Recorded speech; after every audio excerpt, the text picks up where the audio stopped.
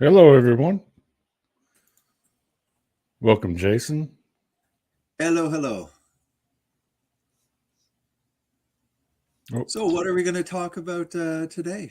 Has anything happened yesterday, or? I don't know what was your take on the debate?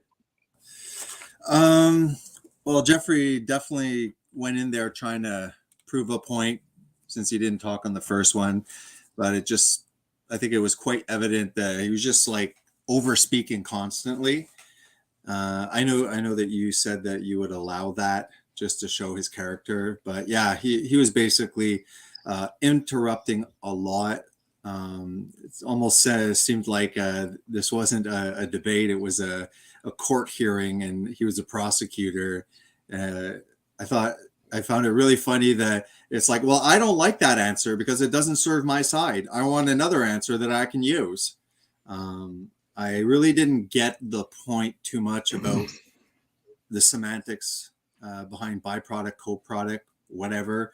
Um, we know that the soybean industry started in the early 20th century. Obviously, the primary thing was the soybean oil, and they took advantage of finding a way of making money with the byproduct. Now are they both used? When they're grabbing the soybean and they're putting it through the expeller, are they completely surprised that there's residue that they've been using? No, of course. At this point, it really does not defeat uh, the simple point that you were trying to make was you guys are giving the impression that you're shoving soybeans down the cow's throat like 80. And you just said, well, actually, you know what, both sides should take the responsibility because the soybean is being consumed by humans. So it was you just setting the facts straight, and the fact that you had some high caliber vegan activists uh, doing panels, starting to acknowledge, moving completely away from the narrative that, well, the soy is going to all the animals, starting to talk about co-products, byproducts. Again, the whole debate got tied in over semantics. Don't feel that we really got anywhere.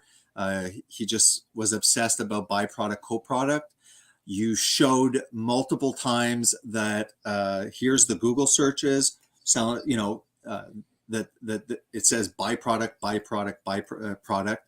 Um, but that, I guess, was not good enough. He really started interrupting you. You could tell, like, the minute that you were going to make a good point, he would start excessively interrupting, throwing one question after another. Your name became nauseating by the end, because I don't know what if this is a vegan thing, but they have to repeat your name constantly when it's been hours now that you're speaking. You could just say something without saying Garland. He actually looks like he was coached by the other crazy guy there, like, you're a liar, Garland. I was like, wow, okay, being coached by that guy. I actually wrote a few things there. So the new soy narrative, which shows that they were either ignorant or hypocritical, both premises. If they didn't know about the soy, I really think that they really didn't research into the soy. That's why Jeffrey and Ali were caught off guard and just silent, allowing you to speak. Um, then after, I do find that Andrew was allowing him to interrupt a little bit. I don't feel that the timekeeping actually was equal this time. It felt like every single time that you were talking and starting to go, to present your response, he was interrupting. He was interrupting. I think that was unfair. Maybe it'll be more apparent. Maybe I'm mistaken, but I was like, wow, really, not letting JD respond. And I like how they said they're ready to completely eliminate all of livestock and animal agriculture They're dishonest about, they don't really have a response, or they don't want to really get into, well, what would it look like? How would everything, change the industry? Like, wow, there's a lot of protein that we have to compensate for here. And why would you think that soy, being a vegan complete protein in your book, why wouldn't you choose that? And there's very little crops that are complete, meaning have an adequate proportion of certain essential amino acids. So you would have to grow different crops as well to complete with mixing. So completely changing and removing all animal food, that's quite doable. But your regenerative farming, which has existed since the start of farming, which wasn't feeding significantly these crops, mostly pasture raised and stuff like that. That is a pipe dream, he said. That is so stupid. What the hell are you thinking? That would never work. Meanwhile, it's like, well, that's what was being fed like just 2 centuries ago. You could see that the majority were farmers and ranchers and stuff like that. And that's slowly disappearing. And that's disappearing because in the early 20th century, the technology and industry advanced where they could get the soybean oil. And then they found out that they could, create protein. That was the motivation.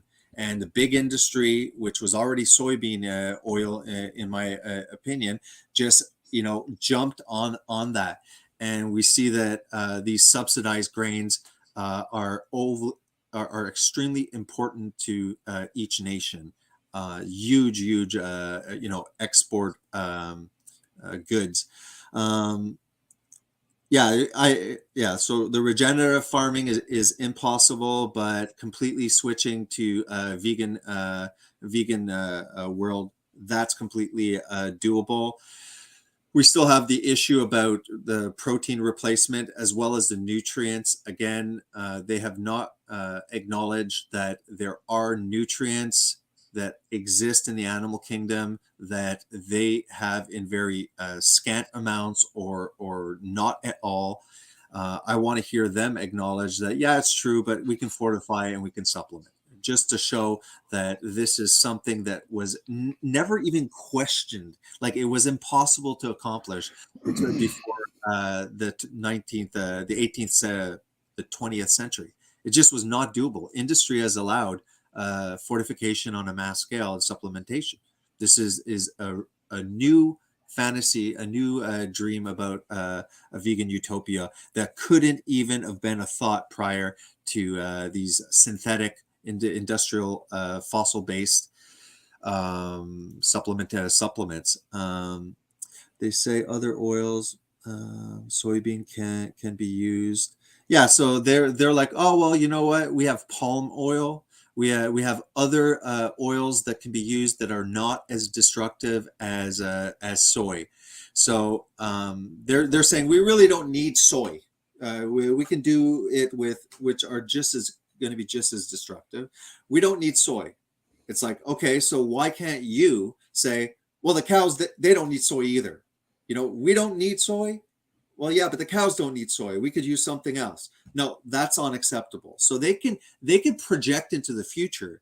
Obviously, veganism is a projection into the future. It's a worldview that promises, just like communism, fascism, it's a worldview that promises a utopia, and veganism is exactly the same way, except you can't project into future.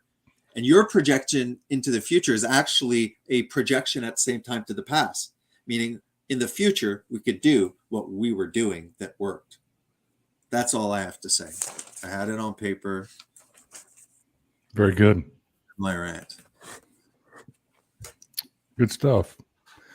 I'll pull up the graph that I never really got to explain. I did give them all the links that I used to compile these numbers. These vegans, they demand that you rely upon some, they want to make sure that everything that you bring to the table is a study, Yes. and not everything has been studied. The things that become studied are those things that some moneyed interest has Yeah. an agenda to pursue, and right now, anyone that's been paying attention will know that these studies that are coming out, being published right now, are uh, they're the result of some agenda. And so the study is always set up to come up with certain results. That doesn't mean that there's no value to it. If Mhm. you dig deep enough in every study, you can find something valuable. It might be science. It might be valuable science that they actually came to the table with. On the other hand, what's of value coming out of a study might actually be an example of corporate influence. And this is how, you know, this, like study A, this is good science. We can't find anything really wrong with it. Here's study B, and it's not good science, but it's a great example of how corporate influence can affect the results of research. And so they give these scientists, these corporations will give these scientists the results that they desire, and then the scientists will uh, they'll tailor the results, or they'll tailor the research methods and data pool so that the results end up being what the corporation desires. Yeah. The money talks. Um, And Now, we have a disadvantage too, because obviously, like you said, these career scientists and stuff like that, they're not going to go against the narrative. That's very dangerous. You'll lose all, funding, if you're not serving the purpose. So don't ask questions that you don't want to know the answer about. So it's all of these numbers when it comes to our side or the vegan side criticizing, because all of the numbers and everything are there. They're showing the numbers, and unfortunately we're at a disadvantage because a lot of the numbers are just not accounted for on their side. So it's like saying, like how you said, like, look at my time, look how fast I ran. It's like, okay, well, what's the world record? What's the the record? How much are other people running? It's like, no, look at my time. There's nothing to compare with. I like that you also were able to bring up the fact that if we're talking about suffering, the only variable is not death itself. It's obviously there's death on both sides, but the process of putting down the to be slaughtered animal is quite rapid. We know that at least, and even if we would use the lowest rodenticide kill rate of three days, it's a exponentially larger amount of suffering. So if we're talking about suffering, and vegans love to talk about animal suffering, this is not about, this many animals died on your side, so that's way more suffering than us. I could care less if the numbers came out and it's 20-1. The point is there's 20-1, meaning 20 times more deaths for animal food. I don't care, even if it's that bad, the results. It's that, yeah, well, each one of those, 20-fold are killed relatively quickly, and you guys have, at least 3 days of suffering for the animal. So that is thousands and thousands of times more suffering because of the duration and the symptoms. They come on slow, and they're painful, and even the shooting that's probably quicker than poisoning. It's still they're getting shot everywhere and anywhere, and that's a lot more suffering too. So you did briefly bring that up, which is an important part. Maybe the big time activists will have to start doing the panels on that one, because that's kind of an original one that we brought to the table too, that hasn't been acknowledged.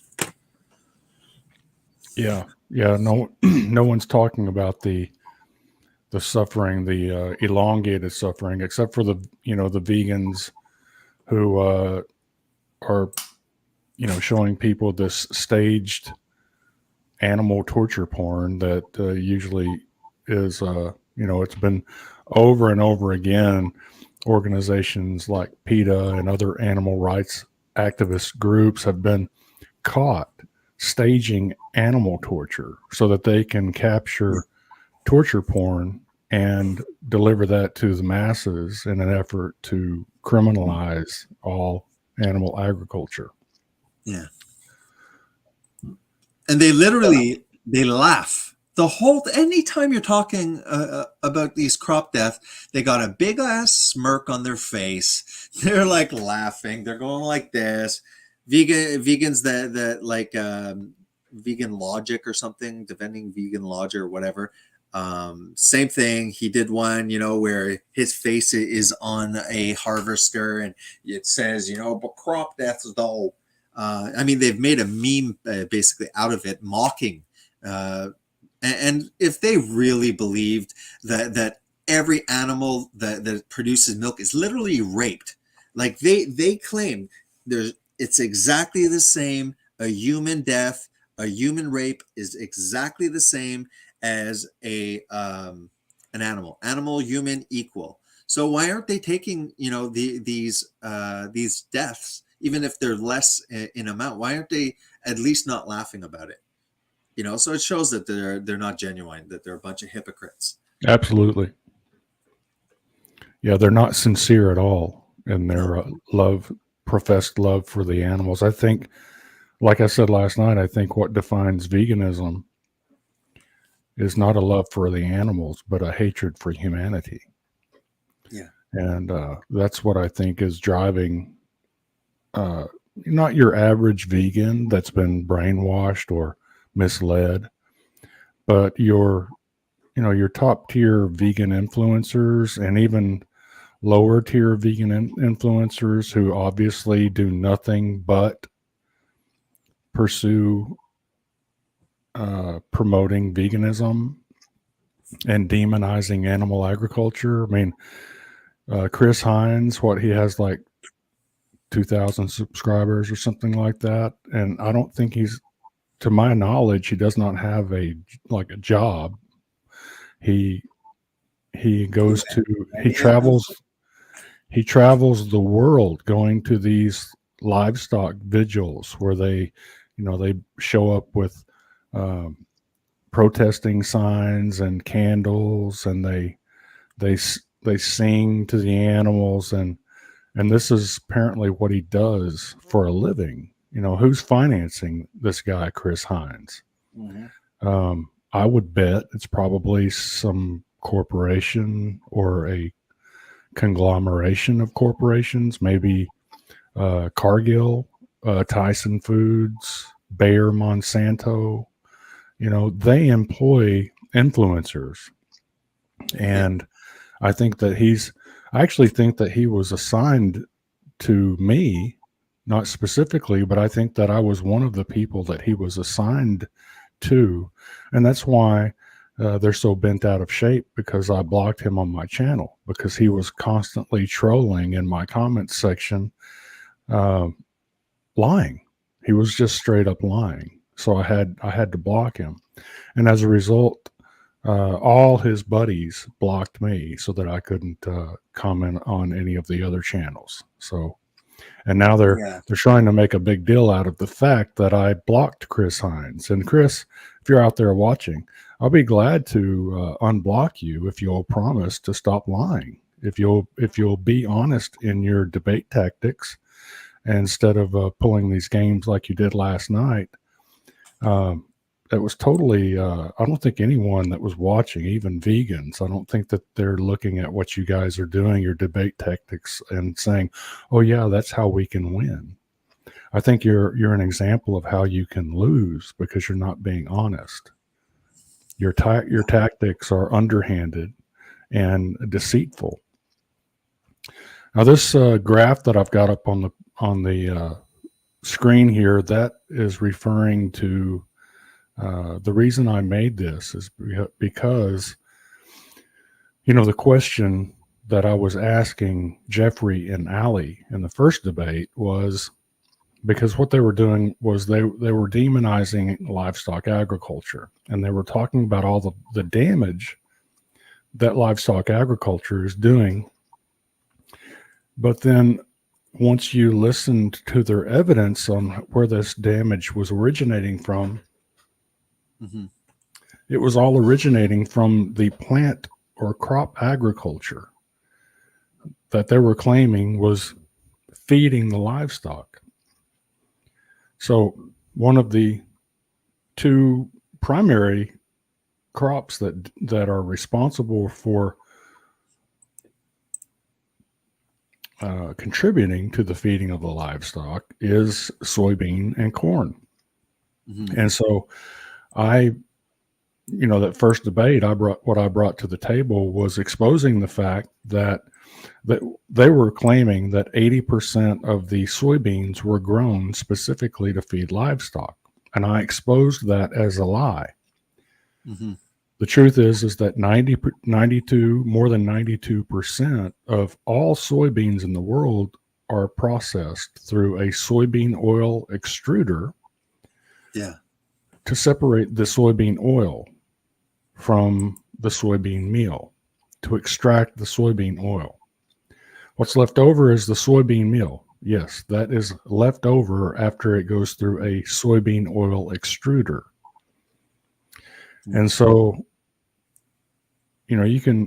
there's an entire industry. It's called turning waste to profit. And every industry out there is trying to find creative ways to take whatever waste they're creating through their production of their primary product and find some type of way to sell it as a byproduct, or Chris Hines would want to call it a co-product.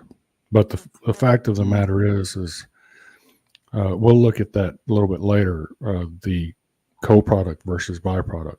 But this, what was funny about last night is that you had, they're speaking out of both sides of their mouth.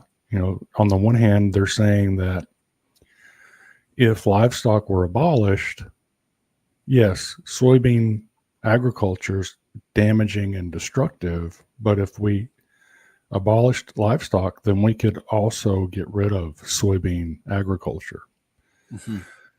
And then what's weird is that Jeffrey was saying, but soybean meal can be made edible for humans. Yeah, I heard that. So he's actually arguing against himself, because he's saying that if we get rid of livestock, there will be no need for soybean meal. And then he actually supported the point that I was going to make with this graph, which is, yes, the soybean meal itself could not be made into a human food because the soybean meal has a very high percentage of cellulose, which is the same thing that wood chips are made out of. Human beings cannot digest wood chips. However, you could through industrial manufacturing processes. It takes a lot of energy to do it, but you could extract this. You can isolate the protein from the rest of the meal, and that's called soy protein isolate. And people can buy this product already on the market. And a lot of vegans do purchase that, and they use it to supplement their protein. So one of the major soy protein is a major source of protein for vegans. Period. Yeah, Period. like I think the ones that they can possibly make, this is how they can stretch out their veganism, is just a lot of this protein powder. You can tell the ones that really start looking, totally emaciated and stuff like that, because maybe they're doing like a raw food vegan diet or something, everything raw, which is funny because plant material, at least if you're cooking it to a certain extent, makes it more digestible. So they're eating non-cooked. Then after you have like the fruitarians and stuff like that. But I'm sure they're packing in the among other. I mean, they even have plenty of vegans showing their supplements, like talking about what supplements they take and stuff like that. I mean, they have boxes of them. It's like a box of supplements. Yeah, they do. They have buckets of supplements that they take. So, what I started thinking was, all right, no one so far has actually calculated how many grams of protein are being consumed globally in the form of meat, fish, and dairy. Because the vegans want to boil everything down to calories. And Yep. this is probably why a lot of vegan parents end up in prison, because they starve their children to death of essential nutrients. Yeah. Because the very influential vegan influencers do not promote nutrition, they promote calories. And you can give as many calories as you'd like to an infant, a human infant. But if there's not the essential amino acids there, if there's not the essential fatty acids there, essential nutrients like B12 and the right B12, because there's different kinds and there's only one that's human bioactive, and that's methylcobalamin. So what I did was I went through and painstakingly calculated exactly, and this is not exactly, but it's a pretty close estimate to how many grams of complete protein human beings around the world are eating on an annual basis. And that's almost 129 trillion grams of protein. Yeah. And that's what's being consumed. Now, the yellow bar on the graph, that's 39 trillion grams of soybean currently being produced in the world. Mm-hmm. And so if they get rid of the red bar, which is those are all essential nutrients, not just calories, not just empty calories like the vegans are promoting, but those are essential. Those are the 9 essential amino acids. These are complete proteins, meat, fish, and milk. Those are complete. You don't have to take a supplement when you're consuming meat, fish, and milk. Yeah. The yellow bar, that's soybean protein. That's what's currently being produced. And that is not a complete protein, even though Vegan Gains erroneously made that claim last night. Mm-hmm. It is deficient in methionine. And that's not even a controversial fact. In the scientific world, it's very well accepted fact that the methionine, which is an essential nutrient, is lacking in soybeans. It's there in tiny amounts. So there's not enough. There's not enough to maintain health. So you would have to, in order to have a vegan world, what this graph is telling you is that in order to have a vegan world, because even though soybeans are deficient in methionine, they're the best plant source of protein. There is no source of protein in the plant world that can compare with soybeans. And so they would have to more than 3 times increase destructive soybean agriculture in order to just catch up with the complete proteins that are being consumed right now around the world on an annual basis. And then after they Let's say they increase soybean production 4 times, because also you have to remember that plant proteins are not as easily digested and they're not as bioavailable. So it's really hard to find out, like, if you were to try to nail down exactly how much more digestible and bioavailable meat is than soybean. There is no there. I could not find any hard numbers. Just that general statement is made over and over and over in the science. But let's say that you could quadruple the amount of soybean production, and with the handicapped digestion and absorption of that soybean protein, if you supersede that 129 trillion grams of complete protein that we're consuming now, switch over to the incomplete soybean protein. Let's say you could take destructive soybean agriculture and quadruple it. Let's say hypothetically that would equal out those grams of protein, but then you're still lacking in methionine. So then you would have to either manufacture methionine, which requires huge factories with smokestacks, and it looks like, if you've ever seen those photographs or video from the factory sectors in China, it looks like a complete hellhole. And that would be what would be required to manufacture the methionine. And the methionine, the synthetic methionine, is not bioidentical. It's actually a mirror image. So it's not a exact twin, it's a mirror twin. And so it's not biologically, it doesn't act exactly like the natural version. And there's some problems with it. Like, apparently the brain cannot metabolize it at all. So it accumulates in the brain, and it can reach, you can get synthetic, you can get toxicity from the synthetic version of that from that protein.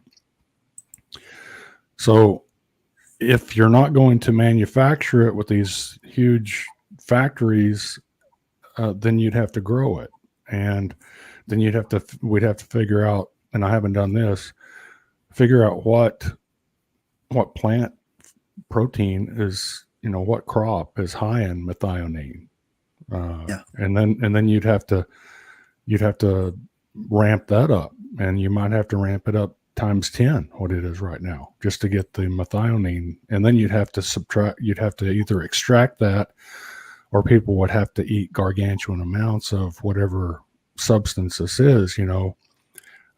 People wouldn't have time for anything else other than just sitting around and eating, just so that they could maintain, the appropriate levels of amino acids for human health. Yeah. I have some stuff that can pop up on the screen. Okay.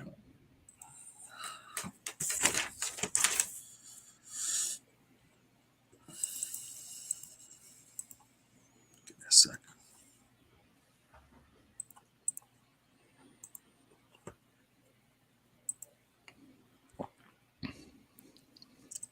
Nope. Sorry. All right. You can see that? Yeah. All right. So as you know, India is highly plant-based, let's say.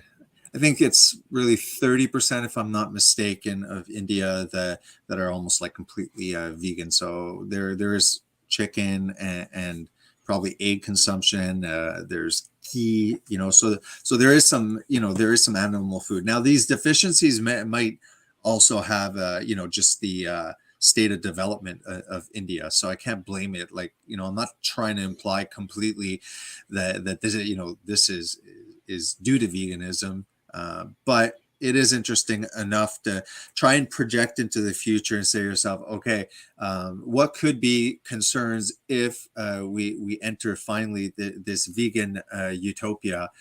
We can see large amounts of deficiencies. What I might do is look at other poorer countries that might not necessarily be so much plant-based, and see if it's similar. But the estimated overall prevalence was 17% were deficient in iodine, 33 folic acid, 54 from iron deficiencies, 53, so over half B12, 19% for vitamin A, vitamin D, 61. Okay, so we classified the population into infants, adolescents, adults, and pregnant women.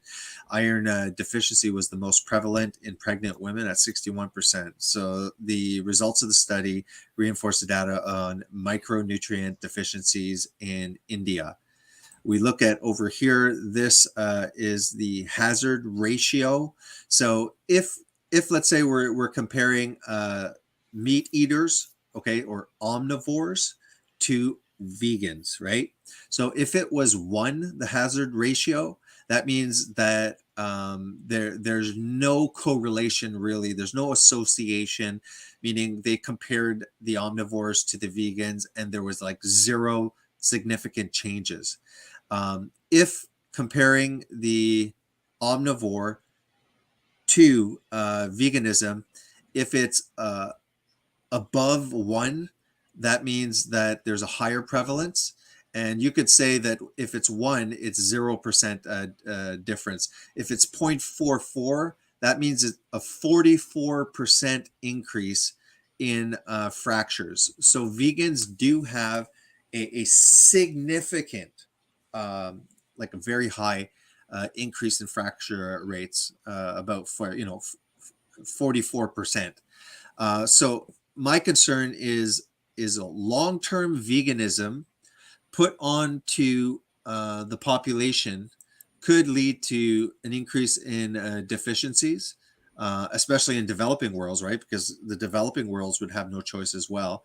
Higher fractures, so we could see elderlies that have signs of being emaciated. We also have many, and I went through this in I think my last 2 videos that I did alone. One of them I think was a pre-recording with JD.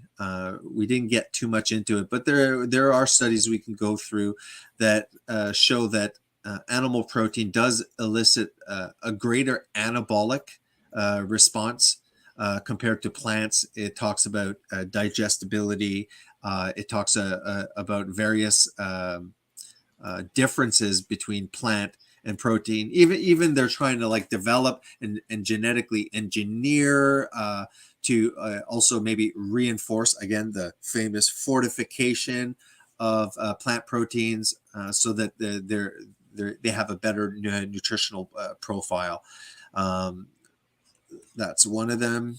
Here, this isn't the study, but it's a discussion of the study.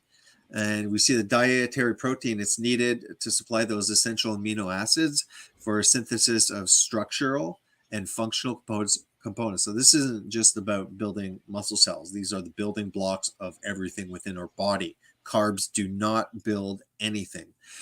Fat can be a fuel, but it is an important and integral part of the literal structures of our body. So when you look at the 2020 to 2025 guidelines, dietary guidelines for America, they published an ounce equivalent. So vegans like to avoid the nutrient discussion, like JD mentioned. Let's talk more about calories, right? Forget the nutrients. We got fortified foods and supplements. That's not important. It's just a question of calories. Correct. Okay.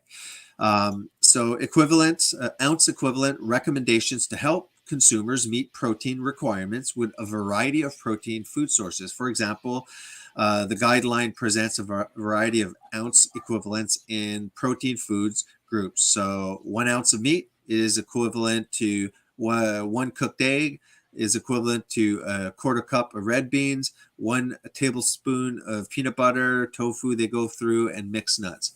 However, the dietary guidelines do not currently address the issue of differences in the protein quality associated with varied food sources. In general, animal proteins have a higher protein digestibility and a better essential amino acid profile, meaning those essential ones are in adequate proportions. And keep in mind the ample evidence that metabolically they don't act the same way. A better anabolic response with animal protein, which isn't mentioned here, but we just went through that. So the measures of protein quality indicate that animal protein can more readily provide the daily requirements of essential amino acids than plant protein. Now, again, I was focusing on the elderly because, see, we have accomplished the vegan utopia, and I want to use rationality and common sense and logic and say to myself, I am concerned. What about those older people that have been like 20 years, 30 years, our children that will be vegan right now if that utopia arrives? What happens over decades, right?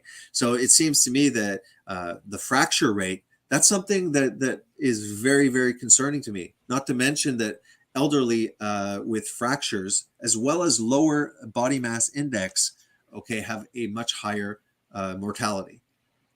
Cholesterol included. Higher cholesterol is better in the elderly, which makes me wonder, is the body really smart and allows cholesterol to increase as you get older? Maybe. A new manuscript recently published in the Journal of Nutrition investigated the physiological response to various ounce equivalents of protein food sources and found that the consumption of ounce equivalents of animal protein resulted in greater gain in whole body net protein balance. Do you understand? So again, the vegans are not going to acknowledge that when we look ounce per ounce, that we cannot say that 1 ounce of protein here as plants and 1 ounce of protein here for animals. We cannot say that within the body and the body's ability to use that equivalence is not the same.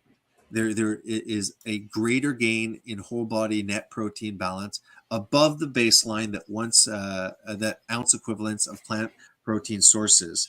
So the University of Arkansas and colleagues randomly assigned, not a big study, 56 young healthy adult participants using all of these various different forms of protein, comparing that, cooked pork, sirloin, eggs, and some of these plant proteins. Prior to the onset of the study, participants follow a 3-day maintenance, dietary weight maintenance. Participants net whole body protein balance assessing using a stable isotope tracer infusion protocol.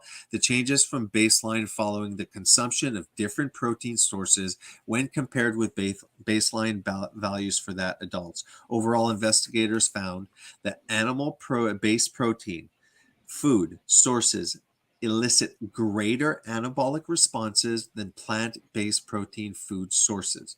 If we're going to go towards a vegan utopia, we have to take into consideration the elderly who over time, naturally, just as a process of aging, have more and more problems using, and digesting and using protein. So elderly are supposed to increase protein consumption. Why would we, or at least I'm concerned about a less digestible protein source that elicits metabolically a lesser anabolic and growth potential in elderly patients. So that could be a problem too that they're not thinking of. Whole body protein balances increased more in the pork, beef, and eggs group than any of the groups that are plant-based. Protein synthesis increased more in the beef group than in the groups consuming plant protein foods. And while the egg and pork groups suppress protein breakdown more. So that catabolic state was prevented. Almost done. Sorry, JD, if it's taking a little too long. The magnitude of the whole body net balance response was correlated with essential amino acid content of the protein food source. The researchers concluded that ounce equivalents of protein food sources as expressed by the dietary guidelines are not metabolically equivalent in terms of either the anabolic response or the caloric value, and this should be considered. I would add the nutrient equivalents, and it just repeats the unique physiological effects. So that's another aspect. Again, this is vegan diets for older adults. Here is a concern in the publication here: vegan diets for older people. So this will be forced on all people. If the vegans get what they want, consumers are increasingly encouraged to consume more plant-based foods and lower their consumption of foods from animal origin. Concurrently, older adults are recommended to consume an adequate amount of high quality dietary protein for the prevention of age-related muscle loss. In the current perspective article, we discuss why it may not be preferred to consume a vegan diet at an older age. Our perspective is based on the proposed lower bioavailability and functionality of proteins in a vegan diet due to the matrix of the whole food protein sources, the lower essential amino acid content, and specific essential amino acid deficiencies in proteins derived from plant-based foods. We propose that a vegan diet increases the risk of inadequate protein intake in an older adult, and that current strategies to improve the anabolic properties of plant-based foods are not feasible for many older adults. We provide recommendations, blah, blah, blah. That's it, JD. Sorry for the long thing, but I think it's very relevant. Again, the pipe dream, right? It's not feasible. Not feasible.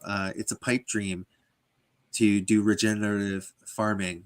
But these are the massive concerns that we would have with the World Economic Forum's agenda to end meat. Yeah, absolutely. Let's watch a bit of my interaction with Vegan Gains. I want to expose him here.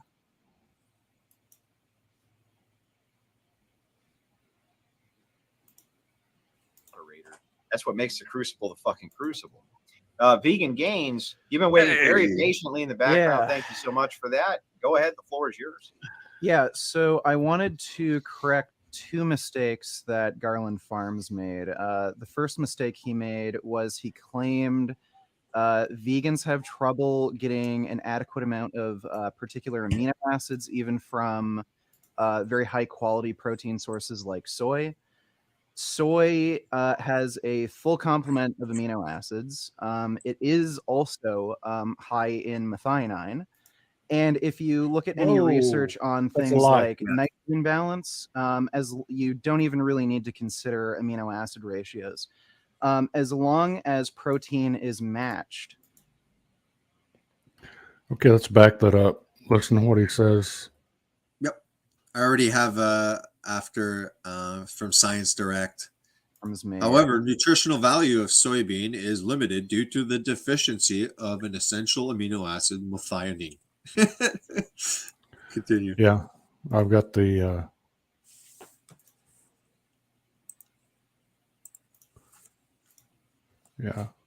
Do soybeans have methionine? Soy protein is a major component of the diet of food-producing animals and is increasingly important in the human diet.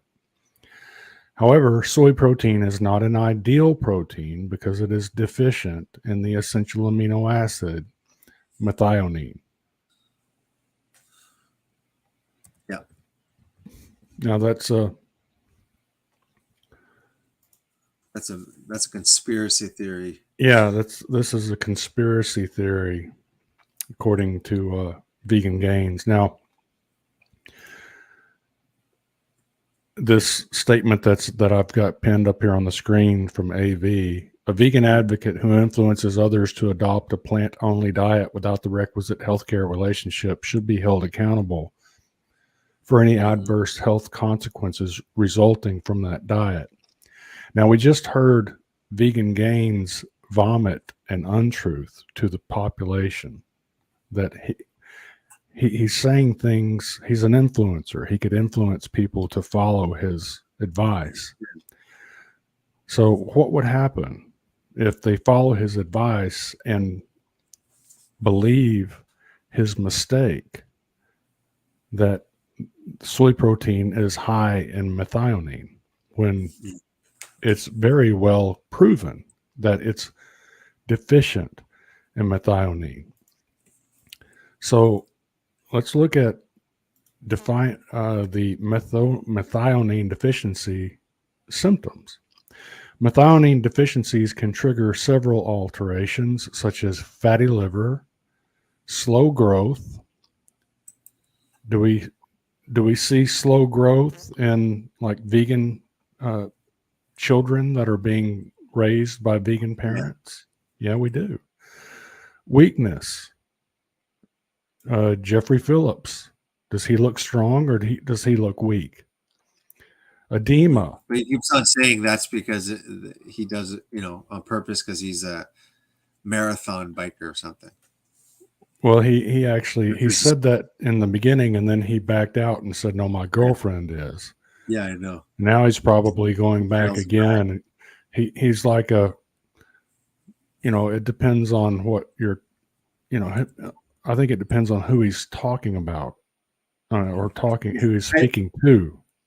I really like the "you're not a real farmer," and Bill Gates is more of a farmer than you. What an idiot! Does he literally think that he puts on his farming pants and then after goes out in the fields and works the land and milks the cows? He just buys up large property and probably allows people to run it. Not to mention the maybe you could pop it up, JD, after the whole Bill Gates quote that is fact checked. The one where he says that all developed nations should be consuming synthetic beef, and he says that the poorer, undeveloped countries, they won't be able economically to have this synthetic meat that'll be more expensive, obviously, and lucrative, that so-called. So he's taking advantage of encouraging livestock in that region, the poor regions, but everything he does is profit based. There's something that he has. Let's get the rich nations eating synthetic beef, and when that's all set up, then after we can transition them to synthetic. But he has quoted, rich nations should be eating only synthetic beef. So again, he was trying to downplay that as well. The fact that you are not a large scale, hundreds and hundreds of livestock, and the fact that you did, you primarily switched to goats at the moment just because of the market. So he's an idiot. What were you saying? I need to turn off the street real quick. Okay, where is she? She's sleeping. Okay, I'll is that okay? Yeah. Okay. All right. Sorry. Go ahead, JD. Yeah, exactly there. Yeah, it's everywhere. I mean, the point that I was going to make is just because he's in, let's give Jeffrey the benefit of the doubt, and let's give the news, any news outlet that's reporting this, the benefit of the doubt, because we know that they don't always report the truth. But let's say that he is purchasing cattle ranches. what proof does anyone have that he actually owns cattle? Number one. Number two, let's say he owns cattle. Where's the evidence that he has a brand of beef that's available in the grocery stores? Where's the evidence that he's selling his beef to the meat packers? Where's the evidence that he's supplying Western populations with any beef whatsoever? He's not. He specifically said, even in the quote, and I'm paraphrasing, maybe we can find it again. This is strictly in Africa. It's something that he's setting up or encouraging or is a part of. Wants to push the livestock industry in Africa and to develop, I don't know, whatever. He's putting his effort. This is in Africa. Okay. But is it because maybe he wants to push soy meal or something? I don't know. But he doesn't do one thing that he doesn't triple, quadruple his profits, right down to the vaccine. So yeah, I don't. Bill Gates buying cattle, buying farmland, but I don't see any evidence that he's buying cattle ranches or even cattle here. I think they're slowly buying up all of this farmland.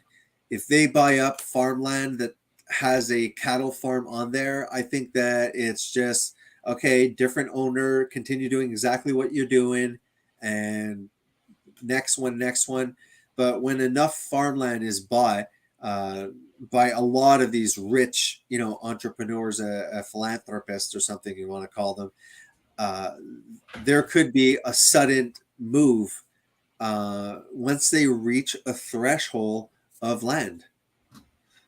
And there's been, anyways, they would say this is a conspiracy theory. So the public can't be keeping an eye on things and being skeptical and watchful, and there's no reason for us to be paranoid or untrustworthy when all of the system, the scientific community that called everything with the pandemic conspiracy, only to say, oh, all those crazy people that got silenced were actually right. The lab leak. Oh no, that's impossible. That's misinformation. You'll get canceled. Oh well, now it's very plausible. So we're supposed to trust the big farm, big corporations, big philanthropists. No, I don't think so.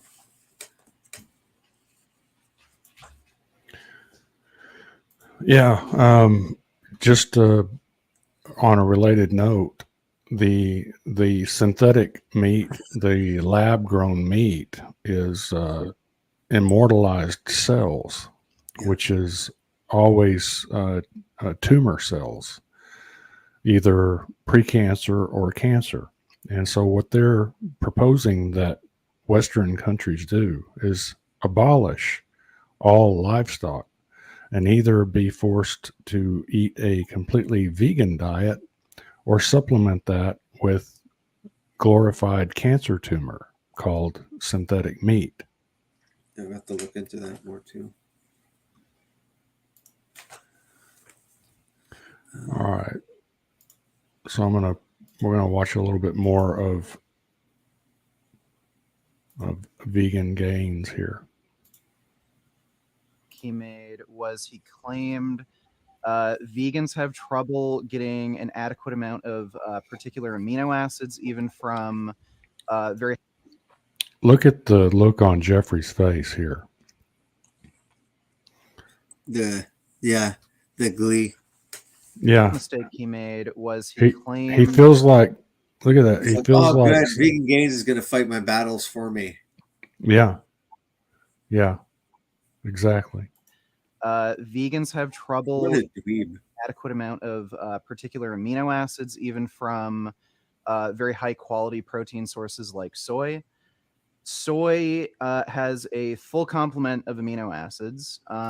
So here you've got, this is what's so funny about this is that, well, first of all, soy does not have a full complement of amino acids, but Jeffrey was demonizing the soybean industry because it's so destructive. He was using the soybean industry to demonize the livestock industry by association. And then they claimed that if we get rid of the livestock, then we can get rid of the soybean industry. But here we've got Vegan Gains, who's actually making the claim that soybean protein is ideal for human consumption, which contradicts Jeffrey's claim that there would be no use for soybean if we would just abolish the livestock. So Vegan Gains is actually supporting my argument here, which is that if we abolish livestock agriculture, then we would have to replace that protein. And soybean, while not being a complete protein, it's deficient in methionine, and those proteins overall are not as easily digestible or assimilated, so they're not as bioavailable as animal proteins. But it's the best that the vegans got. It's the best that they have. So Vegan Gains is actually debunking Jeffrey right now. It is also high in methionine. And if you look at any research on things like nitrogen balance, as you don't even really need to consider amino acid ratios. As long as protein is matched, vegans actually have the same intercept when it comes to nitrogen, positive nitrogen balance as meat eaters. And if you look at like hard health outcomes like sarcopenia in the elderly, you'll see that it doesn't matter what the protein source is so long as total protein intake is matched. So elderly people who are at risk of losing muscle because of age-related reasons, they will have the same amount of muscle mass regardless of protein source so long as their protein intake is matched. And by the way, you said that your max bench is 275. Mine's 380. So I don't know what your excuse is there. It's a 31-year-old bragging to a 54-year-old that he benches more.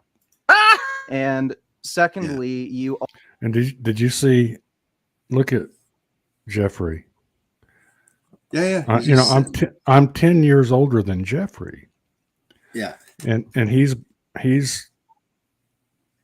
gloating that this young buck Vegan Gains, who a lot of people think that he's on PEDs, he's so bloated. I wouldn't doubt it. He's so bloated. I mean, a lot of these steroids will make people hold water, and he does look puffy.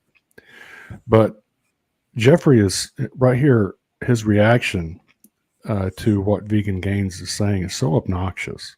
Said that your max bench is 275. Mine's 380. So I don't know what your excuse is there. And secondly, you also claimed that if we were going to move to a completely plant-based food system, we'd have to produce far more food or like have more plant agriculture. That literally violates the laws of thermodynamics by somehow, here I think what he's doing is he's appealing to the calorie again. All these essential nutrients to Vegan Gains, they mean nothing.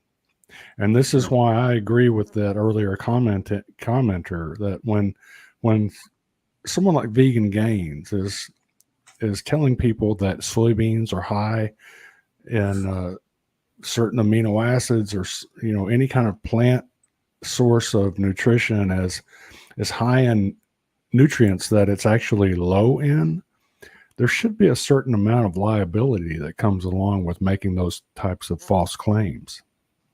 Claiming that we produce more food by feeding the plants we grow to animals than eating the animals, you're claiming that energy is being created, which is impossible.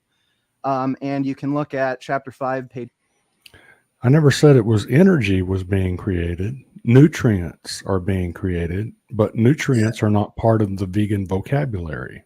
76 of the UN's latest climate report, they reported that we would be able to feed the population that would be expected to exist by 2050 if we move to a completely plant-based food system, and we would be able to use less land than we currently use today. Cornell University also did. Yeah, this BS about using less land. There's no better use of land than putting livestock on it.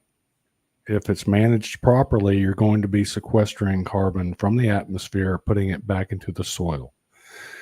Yeah. The soil has been robbed. I said they said that's a pipe dream.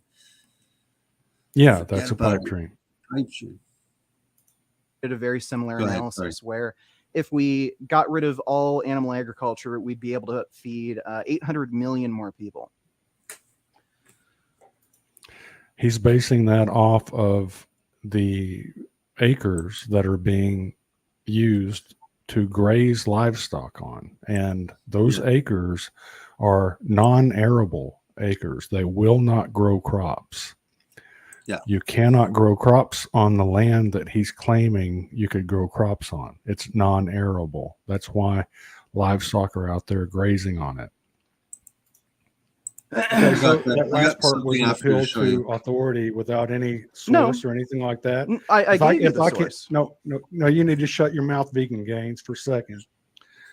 If you're going to quote some type of authority without giving us a source and letting me examine the source, then it's nothing more than appeal to authority. Yeah, so I gave you the source. It's chapter 5, page 76 of the UN's latest climate report. The next one, Vegan Gains, is how old are you and what do you do for a living? I am turning 32 in a few months, and I yap online for a living. Okay, when I was 32, I was benching 405. Okay. Oh, okay. Is there any video footage right of that? Now I'm 54 years old. I'll be 55 this year, and I'm benching 275. Yeah. So let's say there's you no reason you should be benching less. Sorry. There's no reason you should be benching less. At the age of 55, there's no. Yeah, there is a reason why I bench less. Is because I don't sit around working out all the time. I was an All-American football player.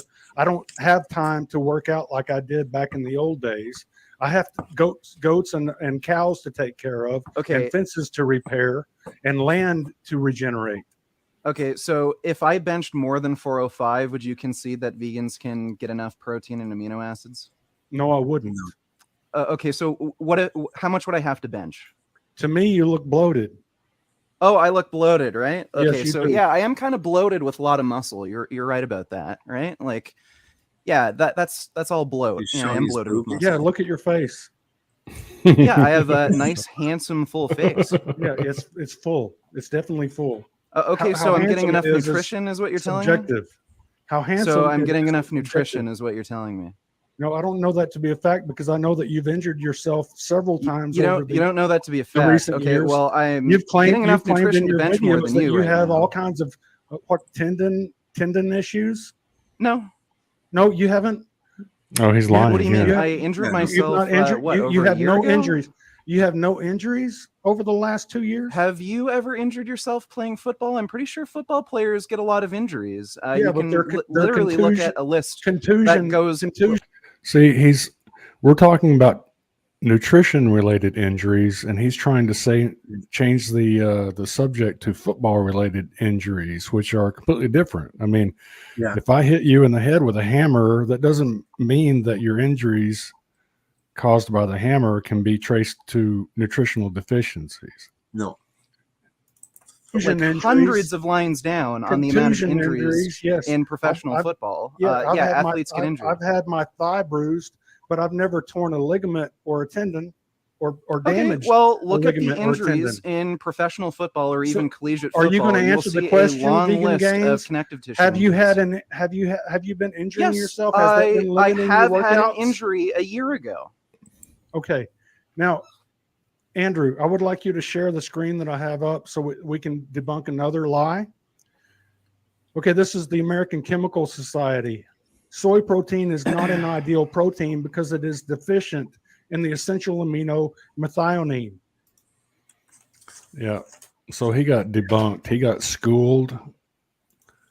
He got destroyed. I'm really surprised he didn't get triggered with you telling him to shut up and that he had a bloated face. Yeah, well, I wish he would have. I wanted to see it. No, I'm kudos. I'm proud of him.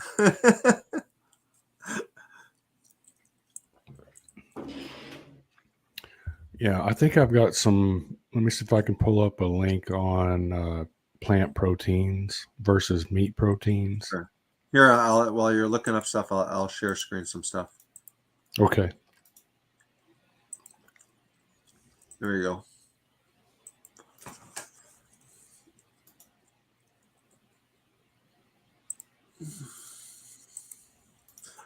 So, nutrient status and growth in vegan children. This is a recent study from 2021. Again, the summary of this is that more studies need to be done. It's unclear if veganism should be recommended to children, but because of fortification and supplementation, they said that with this it could possibly meet everything.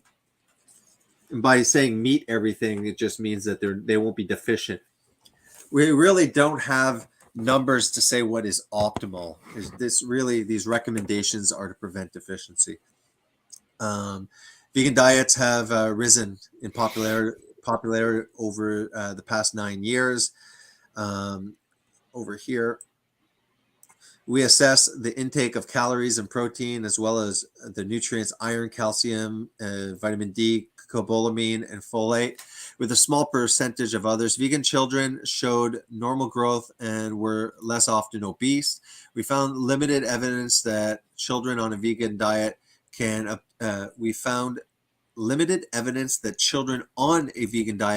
obtain all the examined nutrients. So there's limited evidence.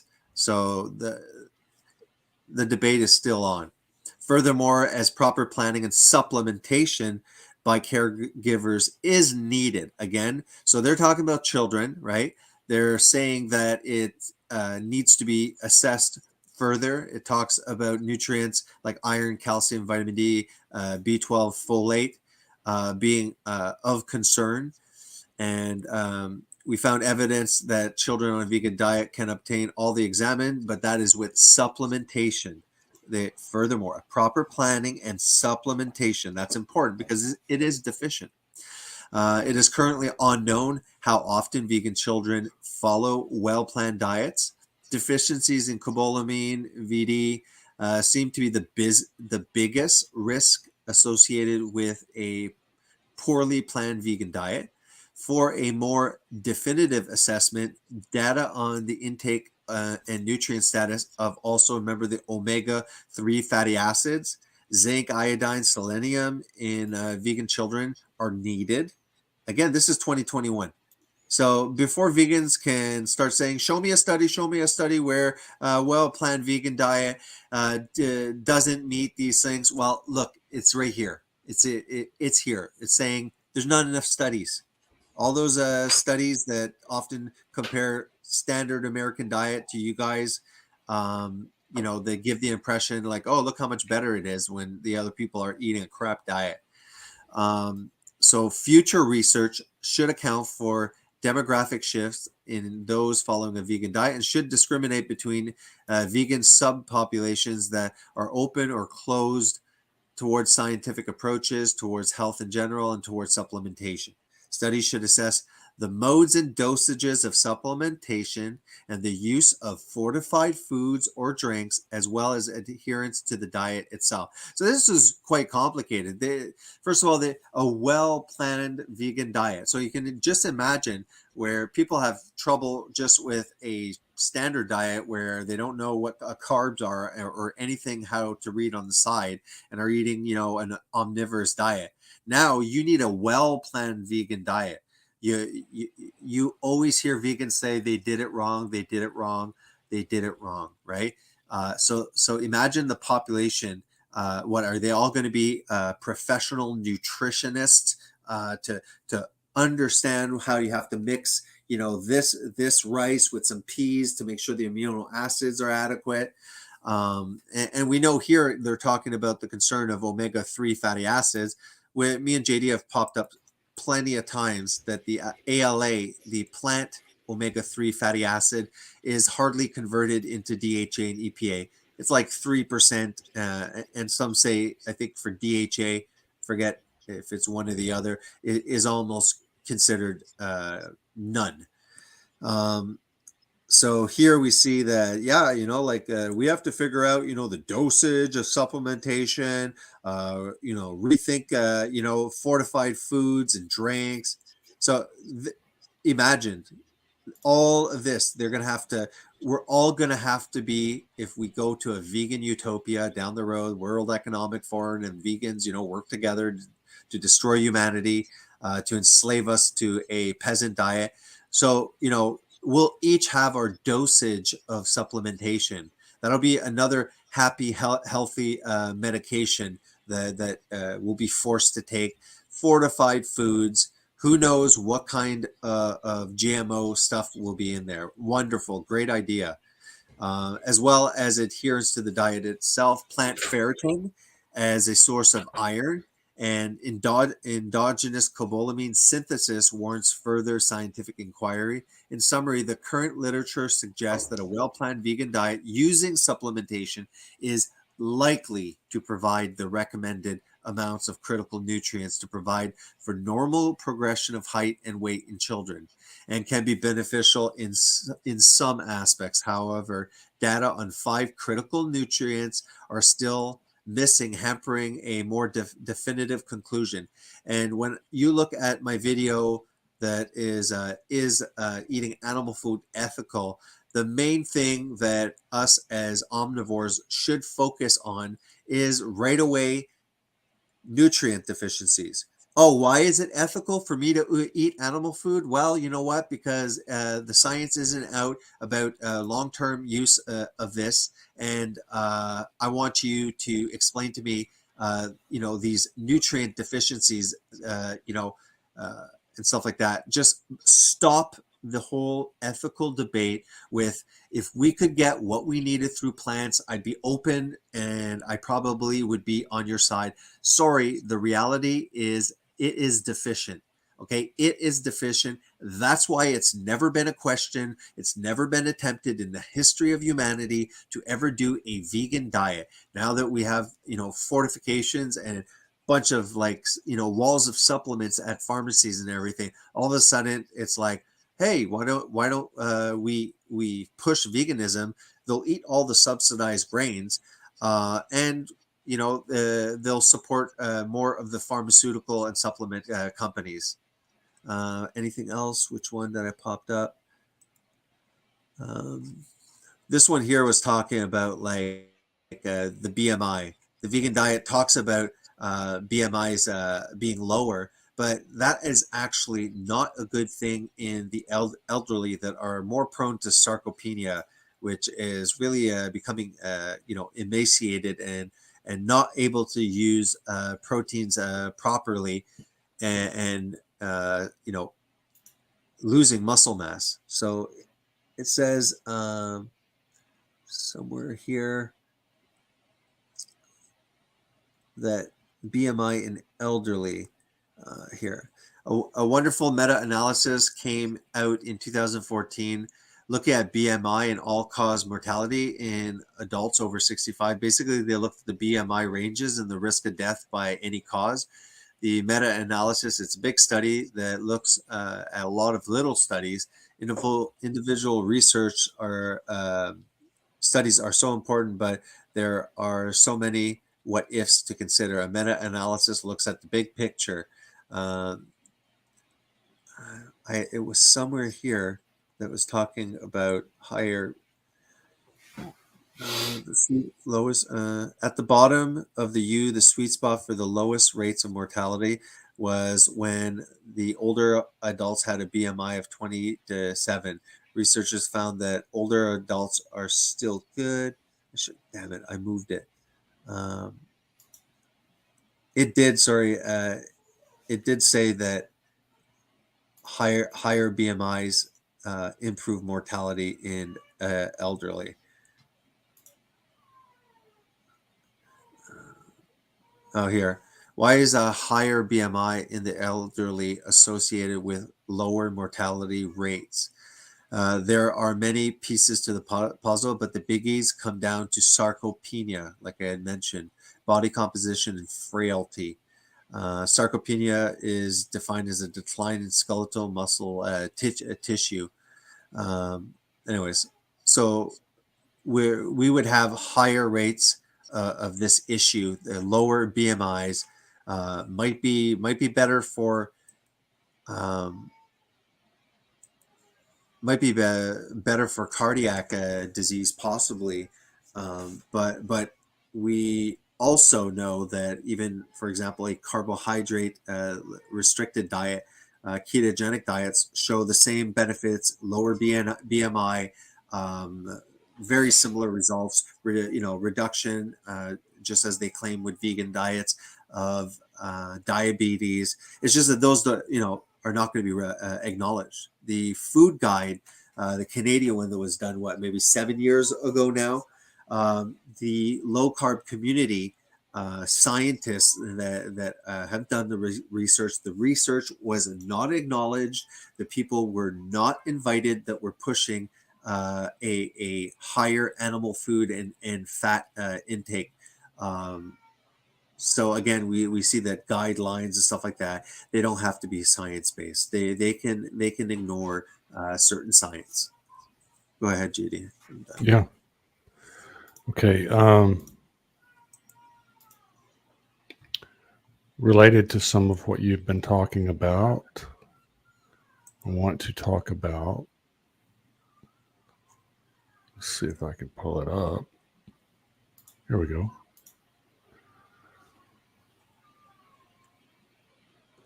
From the National Institutes of Health, however, plant-based proteins have less of an anabolic effect than animal proteins due to their lower digestibility, lower essential amino acid content, and deficiency in other essential amino acids, such as the sulfur amino acids or lysine. So, when someone like Vegan Gains is bragging about his musculature and claiming that his anecdotal display can trump all the science, it's laughable. And I think that he's pathetic, and I think that his argument tactics are pathetic. Yeah, I mean, his character.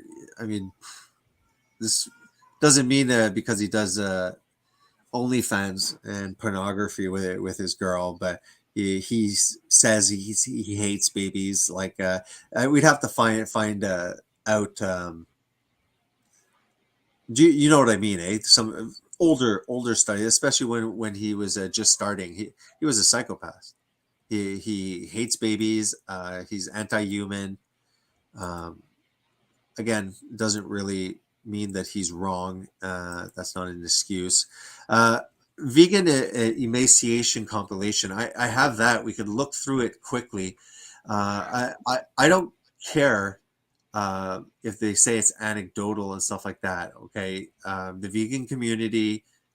If I'm seeing a lot, like I don't see that in the keto, the carnivore community. These emaciated, but there's many vegan YouTube channels that you can see that they're emaciated. I think it's a good sample. It's a decent sample. Can I show that? Yeah, I just want to, related to this, before we get there, related to Jane's journey comment that's on the screen right now. I wanted to show Richie. Do you remember Richie came on last night? Let me see if I can pull it up. Yeah, I think this is it here. He refers to the faces that Jeffrey keeps making. On tonight, Vegan, appreciate it. No Always problem. good sport. Take care of yourself, man. Richie, last caller. Look at his arms now. You see his arms, Jeffrey?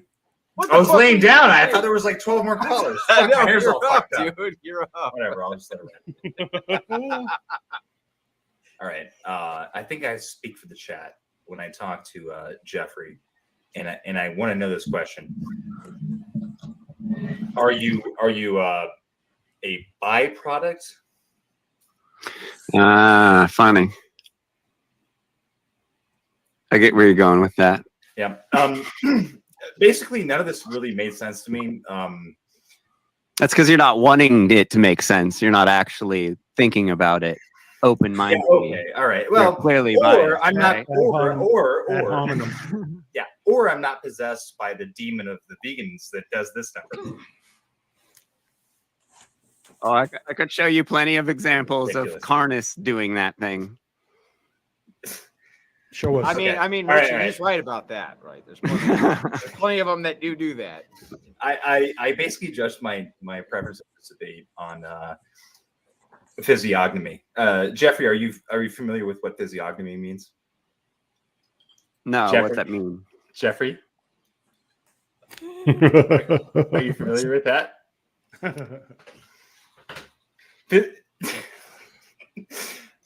You better get to it. You better get to it, dude. Come on, bro. All right. I was gonna do impressions and stuff, but whatever. I can't get to it. Garland. No, I want to see him. Come on. I just did it for Oh, you. that was it?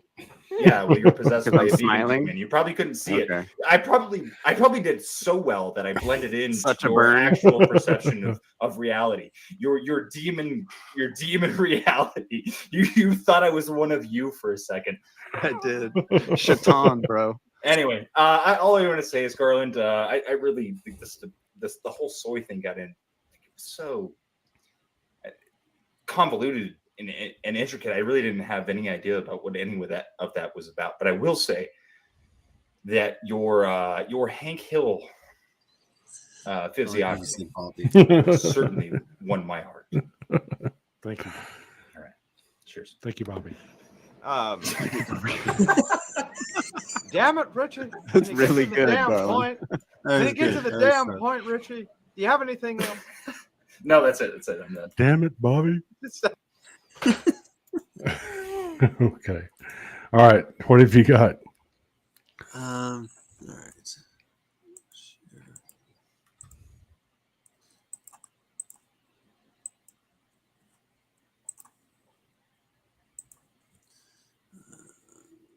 And all right, you see this? Okay. Let's just go through it. There's somebody else made a compilation of vegan YouTubers. Well, hey guys, what's up? It's actually kind of hot out today, believe it or not. I'm just putting it through fast there. They all have a similar look. It's like Down syndrome, but vegan syndrome. Yeah. Supplements.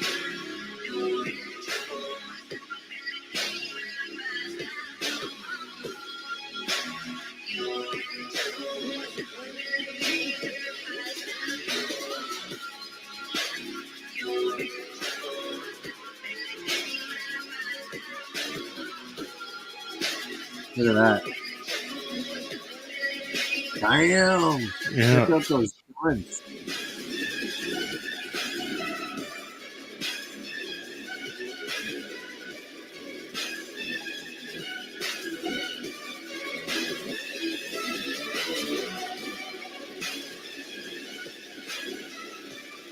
Yeah, he looks good.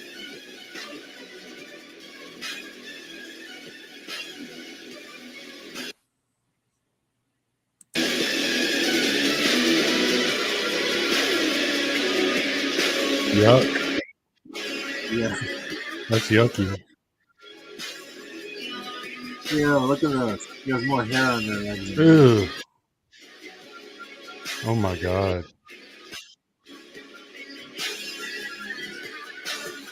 Delicious. What is it with the vegans living in a van down by the river? I think Jeffrey lives in a van. Not that there's anything wrong with that. No. So it looks like we got some fucking pussy-fied, shit-stained, ugly fucking wanker on the fucking internet spreading his bullshit opinions that are so fucking dumb and illogical and inconsistent and hypocritical. But, you know, he goes on there and spouts I think this is a Christian channel. all this fucking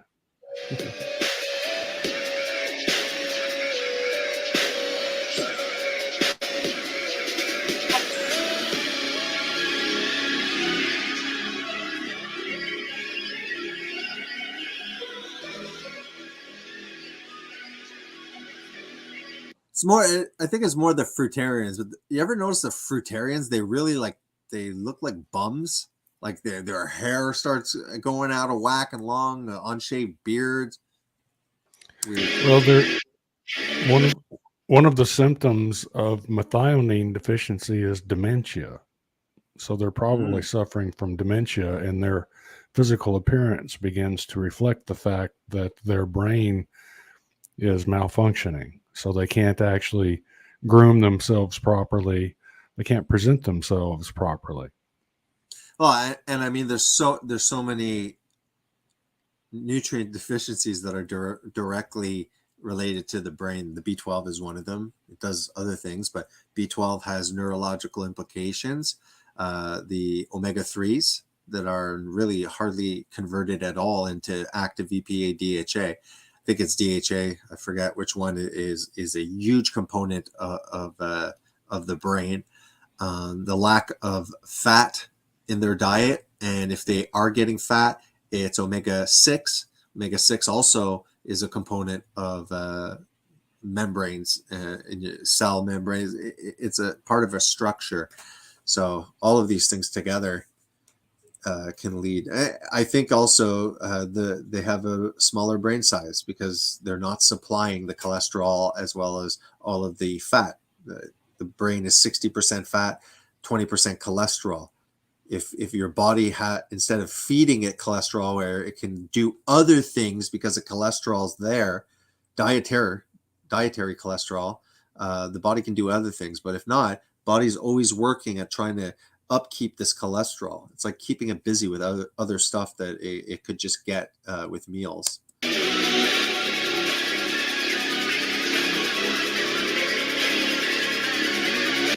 He did steroids at one point too.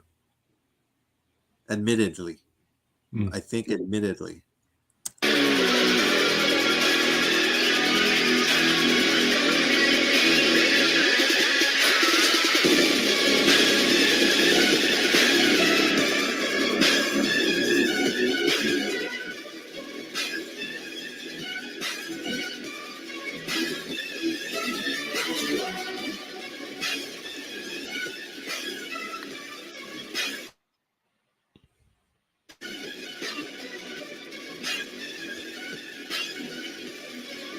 She got the man face. She lost all of her estrogen. Well, and they also lose, I guess, collagen. There's something below the skin, whether it's the fat or the collagen, but the collagen disappears, and they have this like dry skeletal look. There's one girl I went to high school. I went to school with, and I used to have a crush on her, and she used to be really pretty. And there's something about her. She just looked really like her face was missing plumpness or something for a woman. And then I found out, yeah, she was a vegan. And I was like, okay, that makes sense. Yeah, you can always recognize the vegans because of their skin tone, which tends to have a grayish tint to it, and then their skin begins to, of course, they've got that sunken in look with the hollowed out eyes, and this when the skin is forced to wrinkle, it wrinkles in these multiple folds that look like paper that's been folded. It's weird, really strange. There are fat vegans. There's vegans that just junk food vegans. They can look fat and puffy. But then after you have the other ones that are avoiding that, and they're all soyboid. They've been soyified. See, again, lack of shoulders.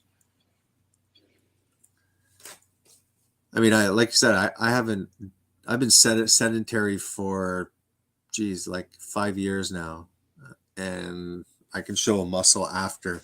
I'm not muscular, but even sitting on my butt, like I still have a decent amount of muscle that stayed without even being active. Like, for sure, if you're not weight training and stuff like that, you're not going to stimulate your muscles to grow. But after all, I'll show you just like my arms when it's full screen. And, for a guy who hasn't lifted anything because his back is screwed up, this guy, you ever notice too, it's literally the muscle, the neck, like they lose muscle in the neck or something. Well, their diet is catabolic. So yeah, they're going to be losing muscle all over their body. Yeah. I mean, he doesn't look too bad. This one's about soy boys. So it's more how they're. Ew, that looks sexual.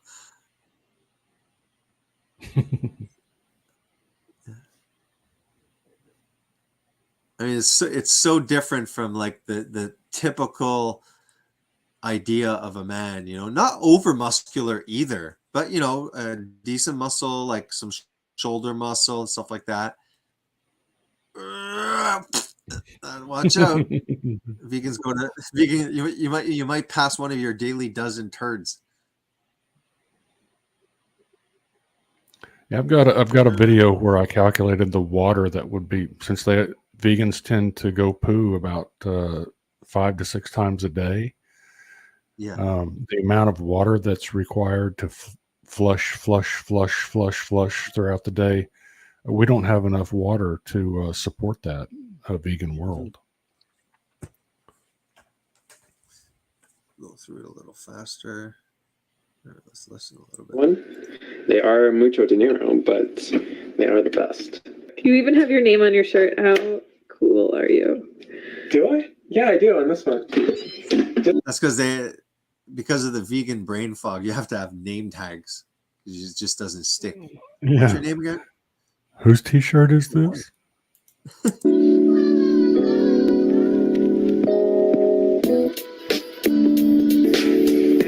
What the hell?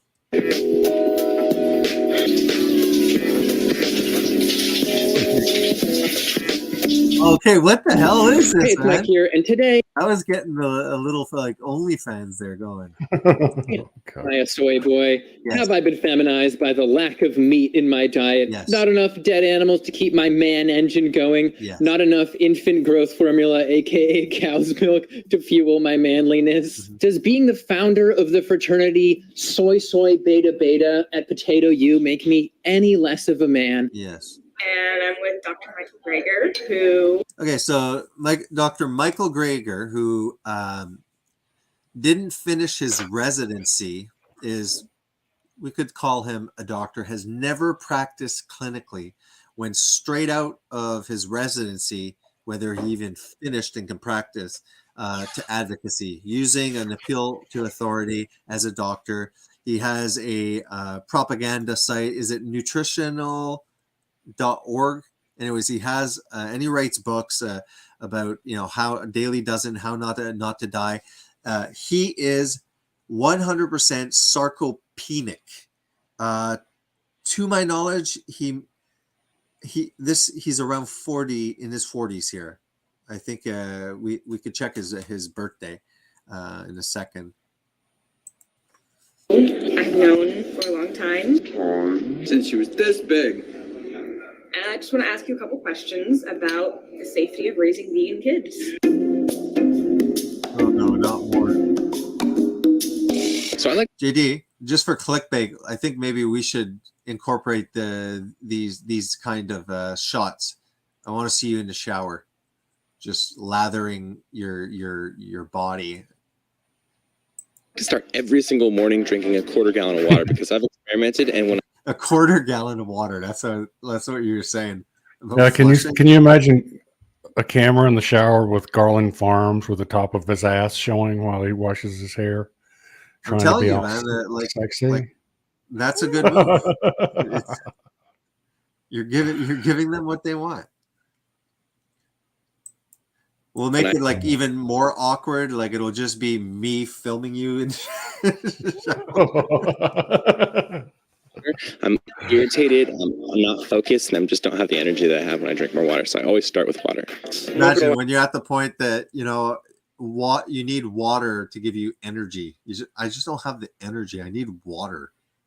I've had so many hate comments. I am crying tears of soy right now. This is the kind of new vegan that probably, because he does have okay muscles. This is probably all built, and now he's recently a vegan. So, because Bobby, from Bobby's perspective. Damn it, Bobby. Yeah. You've heard of his channel though, Bobby's Perspective. Yeah. And you can see his older videos when he was vegan, and he was like very muscular, so he kind of still looked muscular, but there was nothing to compare like how he looked, how big he got on an omnivore. But now you go back after he's quit, and he said he got extremely sick on the vegan diet. That's why he stopped, and now I've seen pictures. He looks horrible when he was a vegan. He looks like these guys. Yeah, he looked like a crackhead bum kind of thing. Like I said, they all get like dirty and looks like their beards are not maintained or something.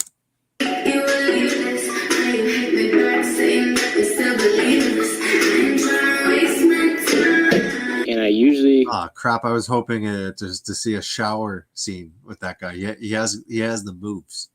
He definitely has the moves. like to get some cardio in, but since my ankle is busted, I'm just doing. His ankle just like cracked as he was walking on his vegan diet. Can you gain muscle on eating just sweet, juicy fruits? Yeah, and that's exactly what I did. Today is Christmas. For us as humans, it's the most wonderful time of the year. Yet for the majority of beings on this planet, Christmas is a living nightmare, and it is the most violent day of the year. Because while us as humans can celebrate with friends, family, and loved ones, when we sit down at the table and dine on the flesh of an innocent animal, such as a turkey,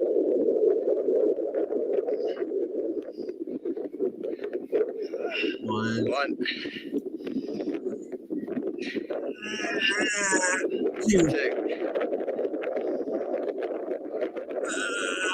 on, push.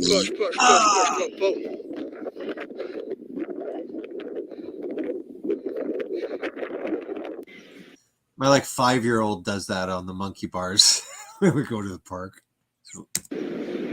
So this video is in response to vegan deterioration. I gave you my email address, so that way we can exchange cell phone numbers so we can have... Why the hell is he wearing gloves outside? You notice probably that? has lesions, probably methionine deficiency lesions.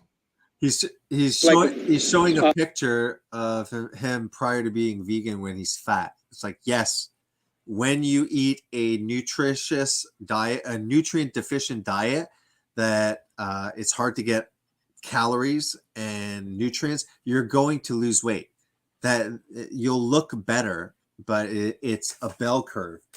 Oh, look, I'm on this like semi-fasting diet. Oh, look at that. I'm feeling better because I went from a standard American diet. I'm losing weight. hey, you know, like blood pressure's maybe better, and no problem. And then you continue on that vegan diet, and all of a sudden the bell curve, you start descending and descending and descending, and then you become emaciated. So yeah, at the start you look good. A video conversation back and forth, but you can't. You can't because, again, vegans like myself, we make your channel look really bad. I know 10 vegans right now who are not on social media. People are always like, where do you get your protein? This guy, there's a video, and I don't know if he was on ecstasy or something. The whole time he was talking, he was literally circular, like circle movements on his nipples. It was super, super weird. I'm serious. That guy. They're actually one of the highest foods in protein on the planet. On the planet. So I'm vegan and I eat leafy greens. And hey everyone, welcome back to the channel. My goodness, look at that. Look at his neck, his arms. Welcome back. This is a sample video for our latest Like the vitamin A deficiency is literally his eyes are starting to droop and fall off his face from vitamin A deficiency. Yeah. Yeah. I'm convinced that's the story I'm sticking to. podcast episode 113, which is a potluck podcast. That's right. We threw a few things together. We respond to some listener questions as well as some news items that were requested by our listeners. Okay, the only thing you have to do is you have to like get shots where I don't look like I'm retarded. Like now?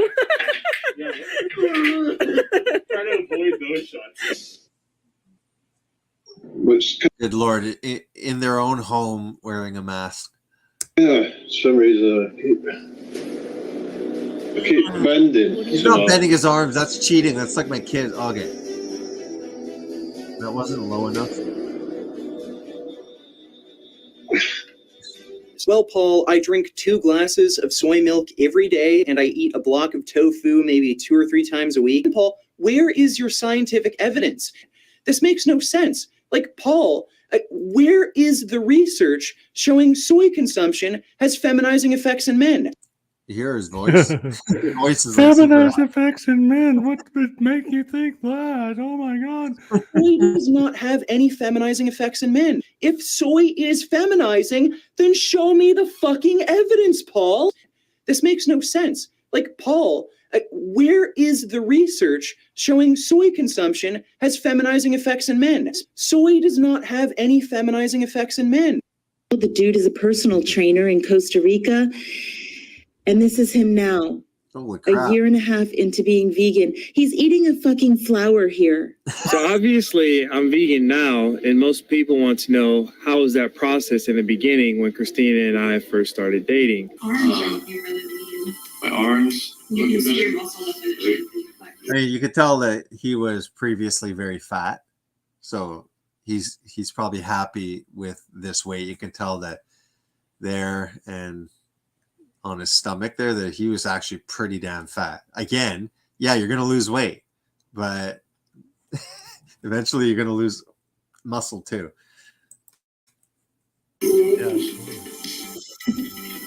This is like pretty normal. If you talk to any long-term raw foodist, they'll tell you that like going from cooked to raw, you get some mild like hot flashes. But let's just listen anyway. Oh yeah. This guy, this is him when he first started. Listen to his voice when he started, and then listen to his voice after. 2014. Thank you so much for coming out to my new YouTube channel, Koi's Corner. I know this is brand new, and I'm brand new, especially with vlogging and talking to a camera, so I'm going to try to get better at it as time goes on. It is the experience, what I learned, and the powerful time I had this spring when I was in Australia, where I spent that's really crazy. Like his voice is completely different. It's like, dude, like it's almost like he was on helium. You still there, JD? Yeah. Yeah, I'm here. I'm watching. Sick is this backdrop? All right. So someone asked me. He's a pretty big. Well, he's a big pothead, but he's a pretty known one, right? You're like, talks like a surfer. Do you know this guy? Yeah, didn't he disappear for a while and then he came back all roided up? I'm not sure. I forget. I just remember Tristan Hager used to always kind of imitate his voice. To make a video about dating non-vegans, and really didn't like it, and this is what I want to talk to you guys about. First of all, short life update. I'm back here in Italy. I'm enjoying time with my loving family, cycling the hell out of my exist. Richard, I wanted to tell you that you're the #1 influence for my parodies. So have you go on here. Yeah, you told me that before on Twitter. Yeah. So that's. I'm gonna pretend like my mind is just completely normal right now, and I'm not freaking out. This is all very, very surreal to me. It's just crazy. I just texted him. I'm like, "Yo, Richard's on my stream," and he's like, "What the fuck?" This is just crazy. Is he coming? Yeah, I did. When Richard said in the chat, like, "How do I get in?" Enough of this soy.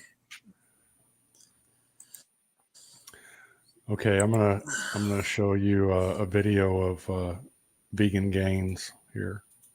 Yeah, this is my favorite Vegan Gains show. Cold, the flavors get muted unless they're very intense and carefully made at this point. So add whatever is needed, and then you're ready to go.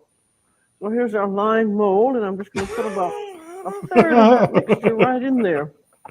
Another tip, wet your hands so that it's easier to spread. If you close your eyes, it sounds just like Vegan Gains, And then I could fill it all just with this plain mixture. But what I'm going to do is to have strips of marinated duck meat. That's just marinated in salt, pepper, a little bit of spice. It must not be And I've got duck some meat. strips of cold boiled. Definitely. Give me 2 seconds. 1 second, baby. Okay, now I'm going to show a vegan deterioration video that I posted a long time ago. If I can find it here. Here we go. Garland Farms, send me a primer on iodine so I don't have to do all the research.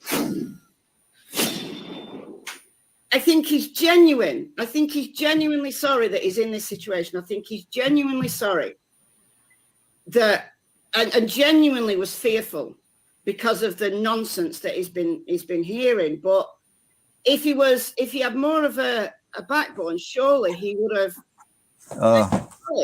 knowledge. Your friend. Brother's a goddamn doctor, right? And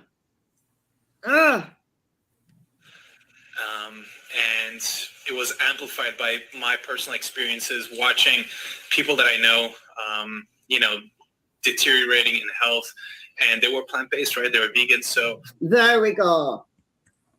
That is the admittance that these people who were deteriorating, again, it's the term that the anti-vegans use.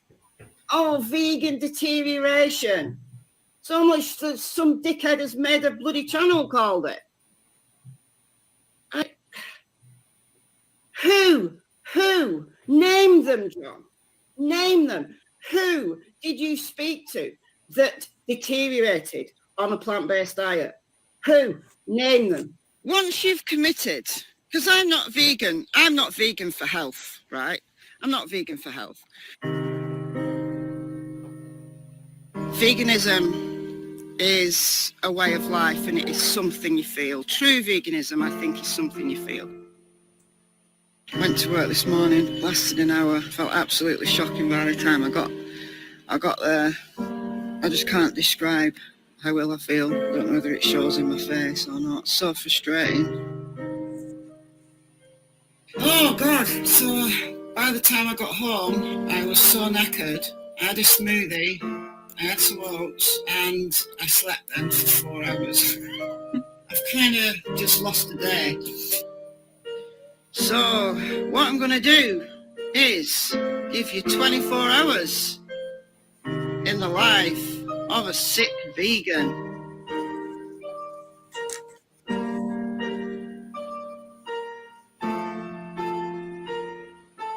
I'm spending so much time lying down.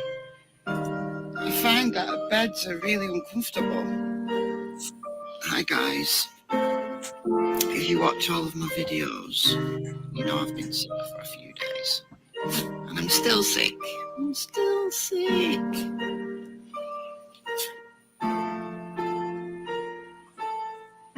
I have zero energy at the moment. We're seeing a lot of people reporting that they're no longer vegan. A lot of them citing health problems. Somebody like Chloe into the ethics of veganism, when they hit a health problem, I've been suffering from chronic fatigue and associated issues, such as lots of muscle pain, such as a little bit of depression and fainting spells. I get neurological symptoms like shaking in my arms and legs.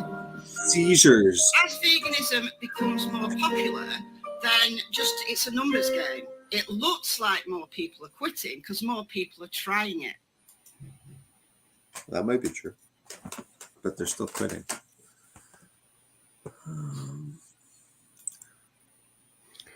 Yeah, it's a numbers game. Yeah.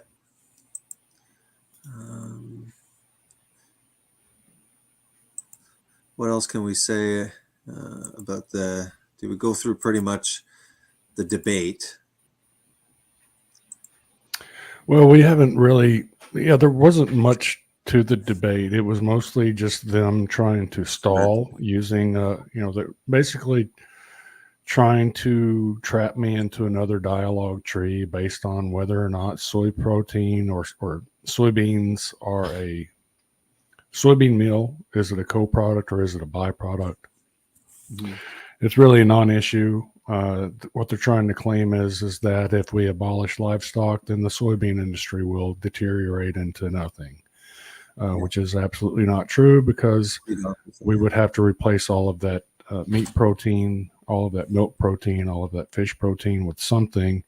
And soybean is the best, even though it sucks and it's deficient, it's the best that the plant kingdom has to offer. And so you would have to, at the very least, you would have to multiply by 3.5 times what we've got now in soy cultivation.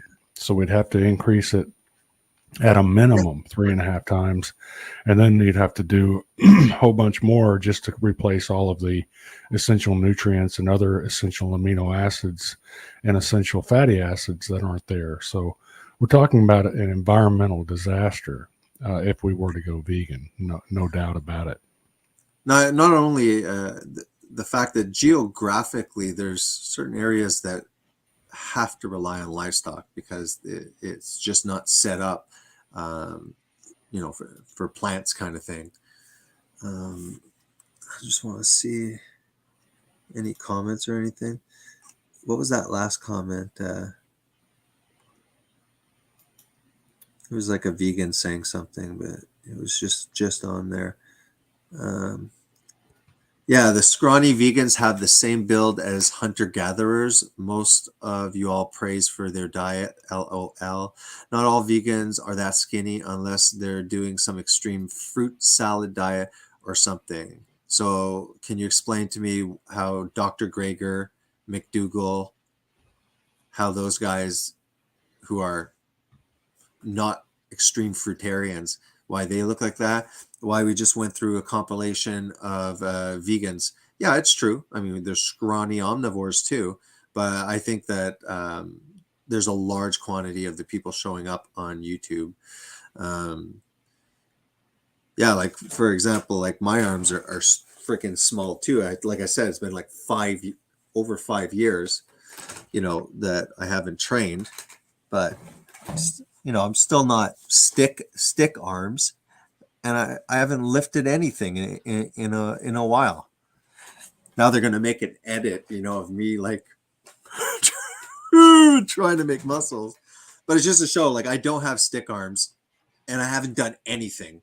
I had like spine surgery. I don't even pick up things that are like more than like maybe 50 pounds max.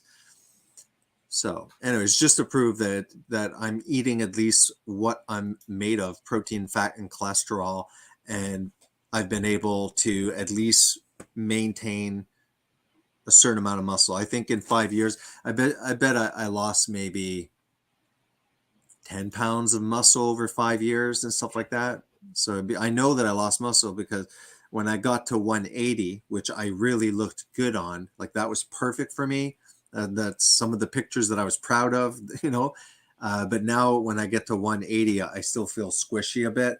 So it tells me like, oh crap, I don't look that as good. I still look squishy at 80. So I know that I lost muscle.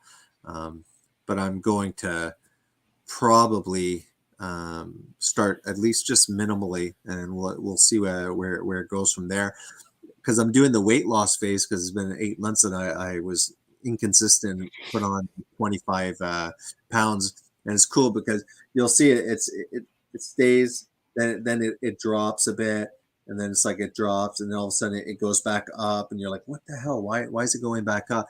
But looking in the mirror, I think there's sometimes that I'm putting on some weight, but it's just the body composition's changing a little bit, now that I'm eating more of the protein and fat, and yeah, I feel, because you can get that skinny fat look too, so that's not a good look either.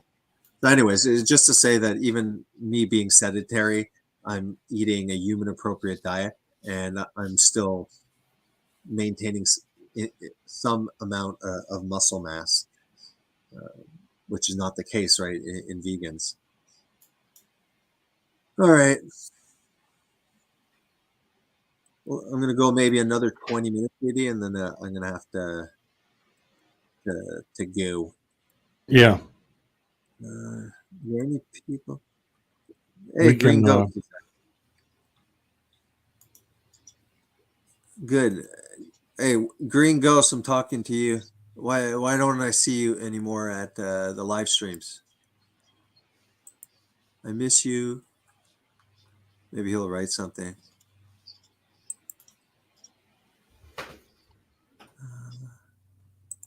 I think everybody knows my channel, JD. I'll just like share it if there's anybody that's not subscribed. Thanks for giving me a shout out during the debate. Sure. Yeah, because I can't hook up the battery up here. The plug died or something, so I think I'm at 5%. How much here? So I might have to switch locations. All right, so share screen. Yeah, this is my channel here. I have videos, some diet, some more culture issues.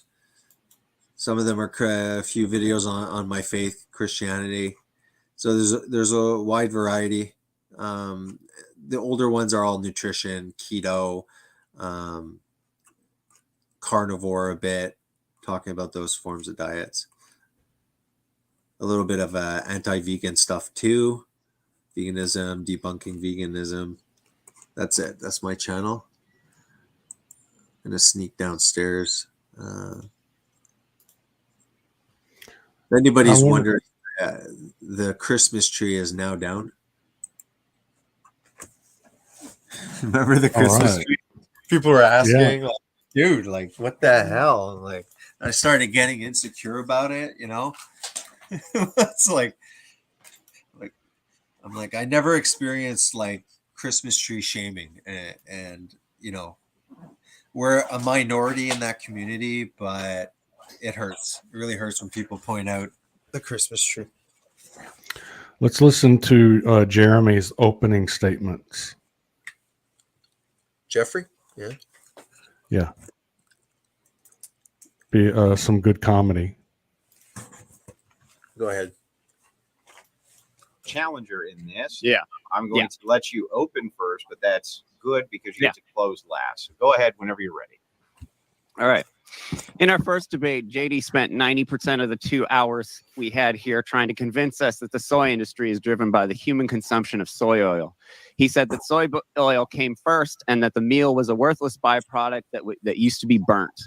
Contrary to Garland's claims, soybeans were first introduced to North America in 1765 as a forage crop for livestock.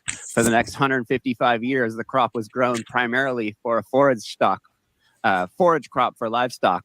It wasn't until the 1900s that vegetable oil was used in industry. In 1950s, that soy was used in food. One problem with using soy plants as forage was that it had to be fed sparingly to the livestock because the high fat content of the oil, around 15% of the bean is oil. Because of this, farmers also cows didn't like the taste of it because it was kind of bitter when it was raw. Because of this, the farmers started cooking and defatting the bean to make it less fattening and a better tasting for the cow. This allowed much more soy to be fed to the cow, thus causing the boom in soy crops worldwide. Soy meal never in history has been looked at as a byproduct of the soy oil industry like Garland claims. Some places, including soyinfocenter.com, consider it a byproduct of the meal. Soy oil is a byproduct of soy meal.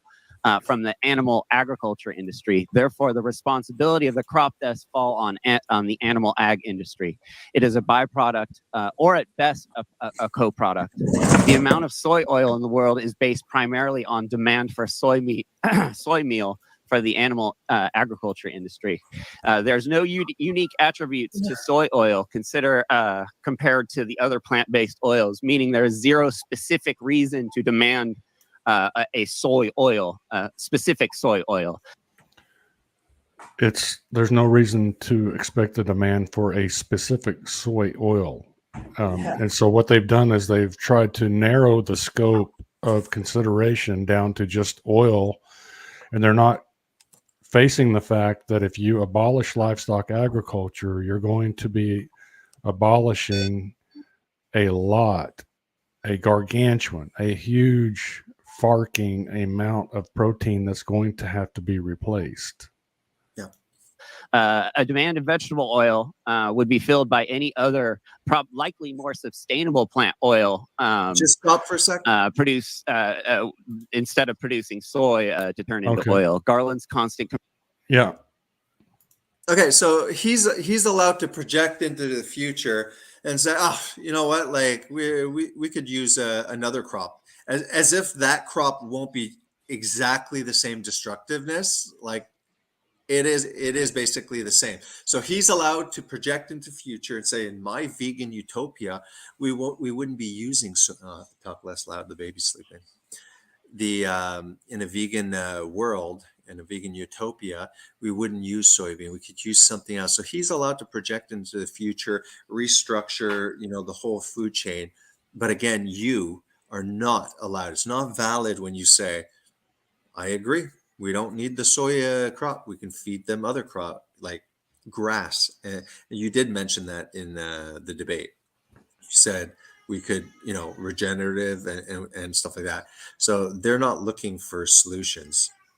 They just are narrow-minded. So I just find it funny because all of this soy crap and calculations in the end, it's like, how long have we been using it? And if you look at our world in data, 0.5% is of that soy meal is fed to cattle. So it's not even the cattle. It actually has nothing to do with the cattle. If you look right on the our world in data, I think I might have it up here.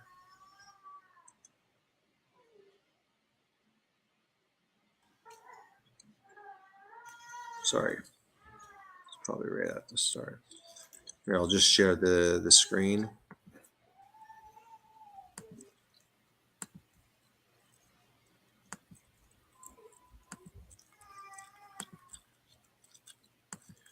Share screen. Sorry. Almost there. Is it sharing? No, Yeah. It is? Right here. Okay, sorry. It's this that I wanted to put up. Yeah.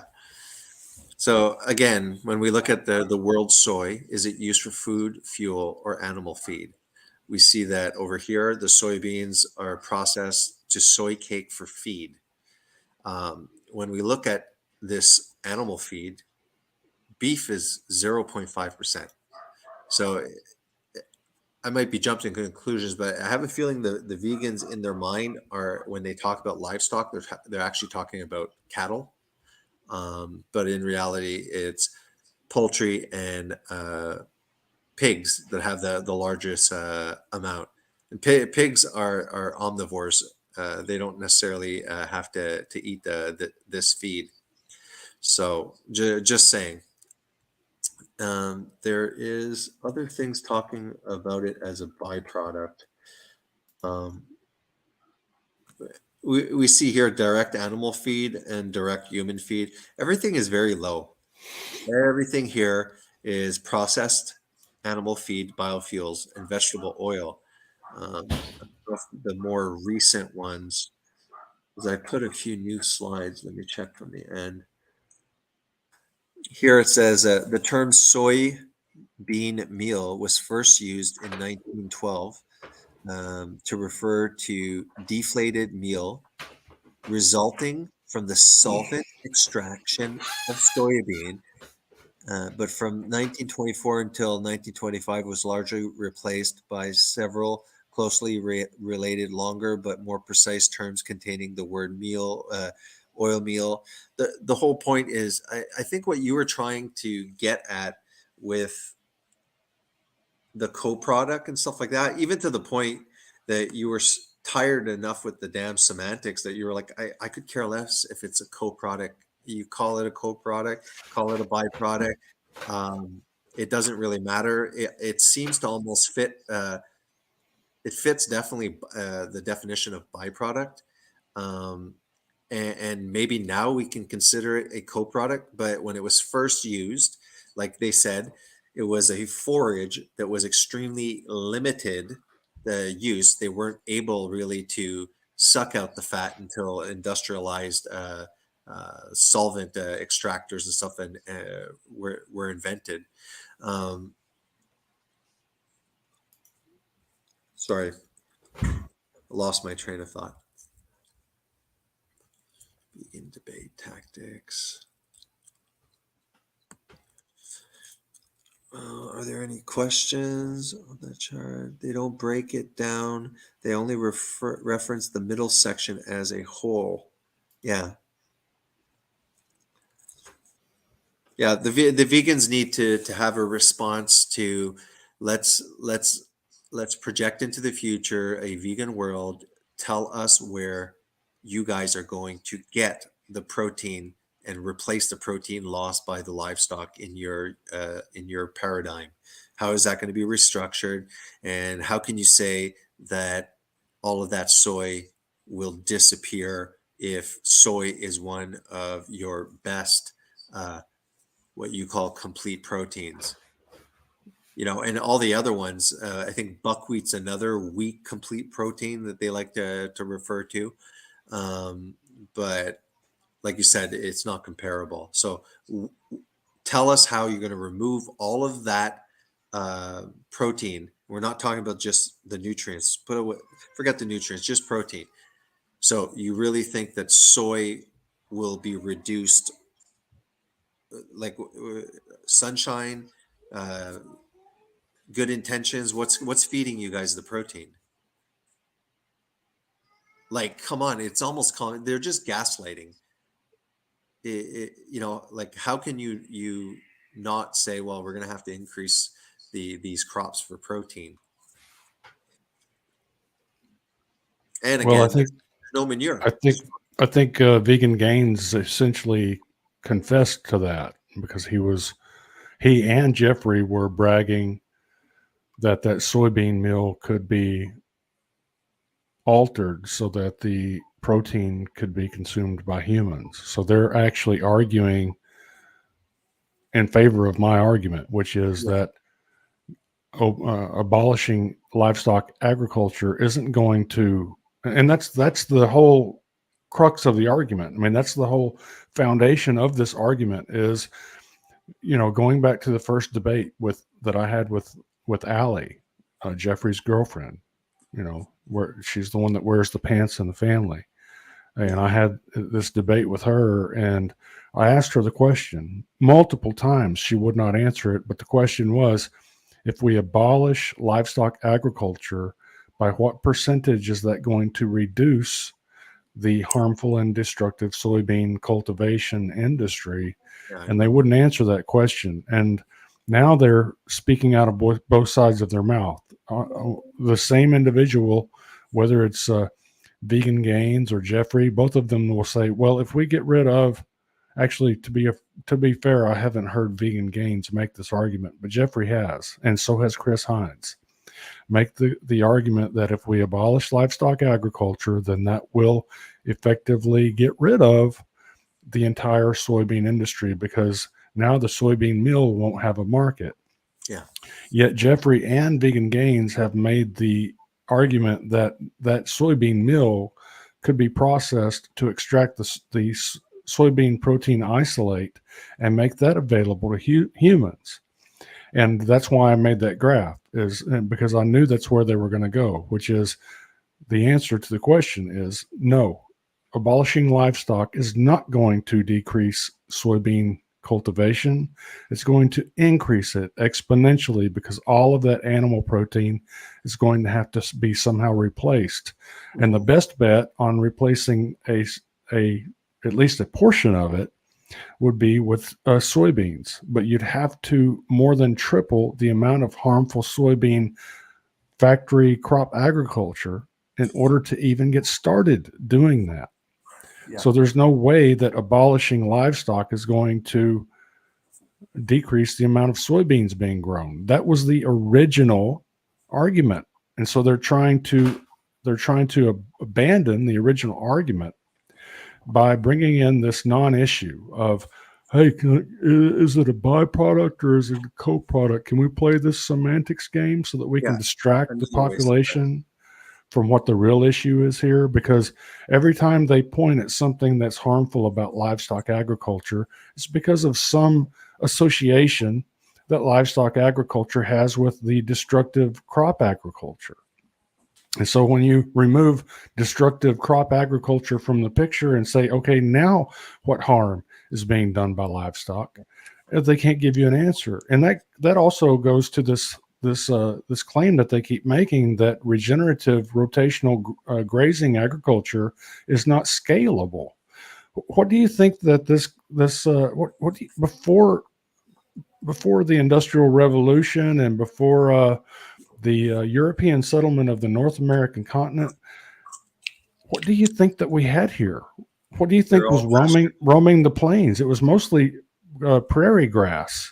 Yeah. And what we had was huge, like 50 million head of bison and 50 million head of deer and 35 million head of pronghorn. And you add up all of these, you look at the elk and the mountain goat and the mountain sheep and the moose, and you add up all these ruminants that used to roam the North American continent, and there were like over 160 head of these ruminants. And right now, we've only got like 115 million. So we've got 115 million now. We used to have 160 million before we actually started managing things. And you're telling me that it's not scalable? Nature scaled it much higher than what we've accomplished yet. So if we were to take those acres of corn and soybean and start phasing that out and move in, and we need to do that because all predictions are telling us that we have about 60 years of topsoil left. And so we need to do something. The best thing that we could do would be to start phasing out corn and soybean cultivation and move in regenerative rotational grazing of livestock, so we can start sequestering carbon back into the soil and get some vegetation growing on that soil that's on there year round, some roots that are going to hold that dirt down, hold that soil down, provide some life to the soil, and prevent all of this wind and rain erosion that's being caused by the crop agriculture that would be required on a global vegan mandate. Yeah, it's here. I can show something, Garland, that I popped up. Okay, Let me know when. I'm ready. Just change to it, and I'll put it up. There you go. Again, here, chapter 1, the soybean, its history, its opportunities. In the last 20 years, scientists have learned how to extract a much wider variety of byproducts from soybeans that are proving beneficial in animal feed, human food, and industrial applications. So byproducts would be lubricants, biofuel, human food. Byproducts would be various soy and stuff like that, and soy drinks, and also animal feed. So these are byproducts. And if you look here, as a protein source, soybeans often is used in the form of soybean meal, which is the product of soybean processing of soybean oil extraction. I feel during the debate what you were in the debate, what you were trying to say is technically you are putting this through a extractor of oil, and what's left is a byproduct. But call it a byproduct, call it a co-product. When you first started, all you were trying to say is it is intellectually dishonest to say and give the impression through the way you have worded it and the source that you have used to say that 80 or 90% of the soy is being fed to the animals. That gave me the impression that all of these soy fields are going right into the cow. And you pointed out, listen, they're using the meal now. Yes, it is a product now, and they did great in pushing that, which screwed over and destroyed the pastures and the independent farmers that were doing appropriate things. Now, yeah, okay, maybe we could call it a co-product. It doesn't matter. What you were trying to say was, don't be disingenuous and say that we're getting zero benefit from the soy. We're using everything that we can from that seed for human consumption, and we are taking advantage of the leftovers to feed the animals. What was happening here? If you look at the soybeans that exploded around, started climbing a little bit here, 1943. Wow, what a coincidence that the soybean kept on skyrocketing when this is when our industry was able to start extracting the soybean. Look at how small an amount of soybean. That means that the cows that you guys are saying are way up here, all of this was minimal, because from here, 1900 up to 1950s, it was all grass-fed. They weren't feeding this crap. Okay. And when I say all, yeah, fine. There was a certain amount of ability to extract the oil. The point is, it took off. Okay. And coincidentally, it's associated. There's an association between the soybean production and the soybean oil production. So we can go back about over here, about 70 years to maybe 100 years, and we can continue doing exactly what we were doing here. Okay, so just like the vegans say, we don't need soybean, we can use palm oil. That's what they suggested. Well, same thing for us. We're allowed then to say we don't have to use soybean for the cows then. And by the way, just letting you know, we don't even feed 1% of that to the cows. So if they want to focus constantly on cow, when they're talking about the livestock, okay, well, then you know what? It doesn't matter, because over here, the beef get only less than 1% of this soy. So you guys, so the cow has nothing to do with this. Literally, you cannot blame any of this on these CO2 farting cows. Okay, this is 0.5%, just as a side note. So it shows that we had for a here simple way to convince people to eat less meat. Okay, that's what they want to do. I think that's it for that one. Did I have one more thing to show? I'm not sure. Sorry, JD. Yeah, and if we look at here, the EPA emissions, view image. For example, carbon dioxide, right? Is it this one? Sorry, it's the wrong one. It's the one that I wanted to show with the agriculture here. So this gives kind of a little bit of a perspective. These are the EPA emissions, I forget of which year, okay? Look at the vast amount of transportation industry. And by the way, industry here includes the mining of all of these minerals, the process of creating fertilizer, because they refuse to use animal manure. The large part of manure becomes a waste that the livestock industry has to deal with, as if it needs to be like it's useless, when in reality it's completely broken. You guys are feeding freaking soy to the cows that don't need it, and the cows that are crapping are not allowed to put their crap on the croplands. Like, hello, there's like major corporation and bureaucracy and corruption, because that makes no sense. I do not need a meta-analysis or any science to use my brain and say, well, that's pretty stupid. So all of agriculture. So we're ready to abolish all of livestock because it's horrible for the environment, when agriculture, which includes plant agriculture, is 9%. So why are we willing to destroy? Why are we focusing so much when you have all of electricity, all the transportation, and all the industry, and transportation? This is vegans. Vegans are dependent on the industry for supplementation, fortification, and processing into fake animal food alternatives. Huge industrial processes and transportation.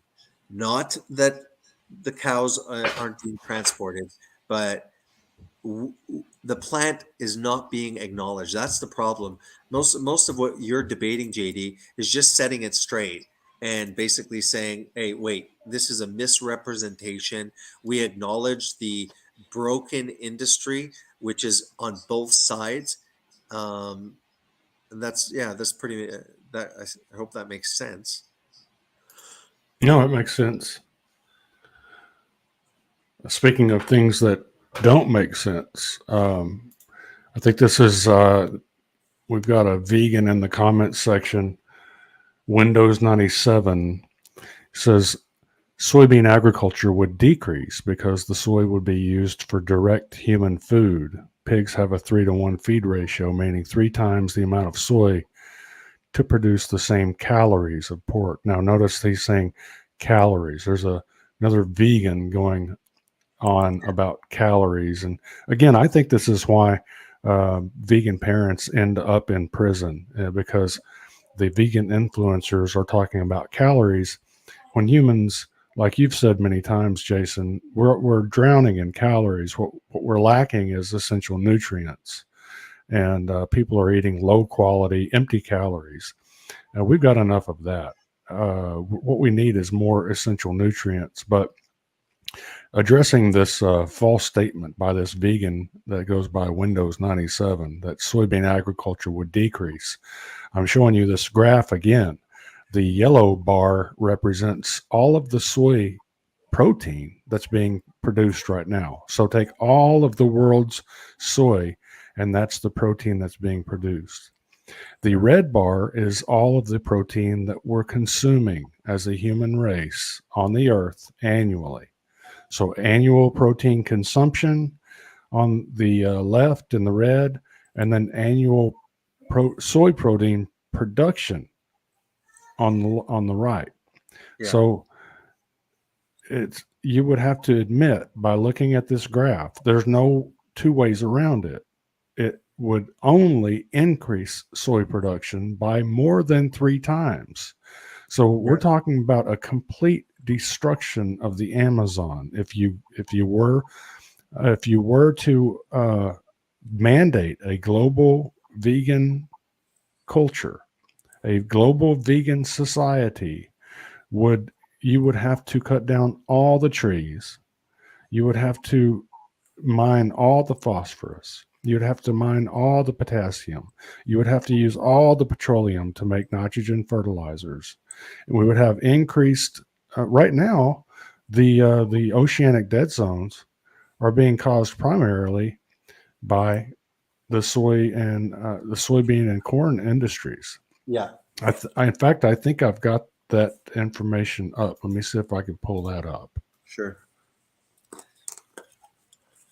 I have the one of the vegan parents that went to jail for starving the kid of nutrients. Yeah. And this is the problem is, like I told you, I said people are so bad in nutritional knowledge. You know, like when I started coaching people with keto, it was like they didn't even know that carbohydrates are actually glucose. They didn't understand a damn thing. Now you're going to put a global diet with a lot of stupid people that are just not smart, and there's going to be because it's so hard to do it right. Correct? You know, you did it wrong. That's the famous YouTube thing. Oh, you did it wrong. And plus, like you had mentioned once, if you remove our ability to independently produce food, we are slaves to the corporations. They can supply chain breakdowns. We can't get the supplements we need. And what you're saying too is, if we're avoiding the ruminant animals and the manure that provides the topsoil, that is what nature has created. The cow, if it disappears, we cannot naturally keep that soil alive. And like you said, all of this mining, just like gas, it is not a renewable resource. So eventually, at one point, their vegan utopia will arrive with no more ability to fertilize the soil. This is exactly like that satire movie that is more prophetic, Idiocracy, where they can't grow any food because there's one company that produces a Gatorade type and has electrolytes, and they're watering the fields with the Gatorade because they don't know how to produce the soil. So what does a vegan have to say if you're refusing to take advantage of the animals, to herd them around, to use their manure, if that is inappropriate, tell me, what the hell are we going to do a century from now? Or like you said, 60 years from now? Yeah, absolutely. Yeah, I'm going to have to pull that up later. I can't find it right now. What I think is the agenda is to deceive the people, and they're deceiving them on multiple levels. And once they basically push everybody out of the areas and make them migrate towards cities, whether they're doing it economically. For example, at the moment, people that are young cannot afford to buy a house. So they're stuck often in the basement of their parents. So they're preventing us through economic policies and economic situation. They do it on purpose to ruin the economy. to make it harder for us to purchase housing, encouraging us to go into these new smart cities. So there's a huge deception, and one of the deceptions is this plant-based diet. Now, I don't think that the elite, the World Economic Forum, and all the stakeholders that think that they own the world, I think they're quite aware that soil requires ruminant animals.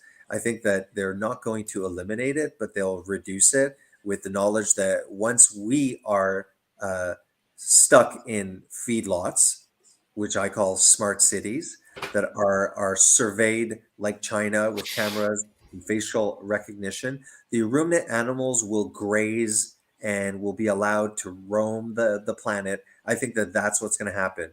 I think that they're quite aware of how to regenerate nature, and they are for now restricting the animal food and all of these things and the fuel and the housing prices, just to, and like they did in Ohio, is if there's precious, if there's valuable resources in certain towns, my thought is that they are allowing crises and catastrophes like the train derailment and using these crises to push people away from certain areas that have valuable resources.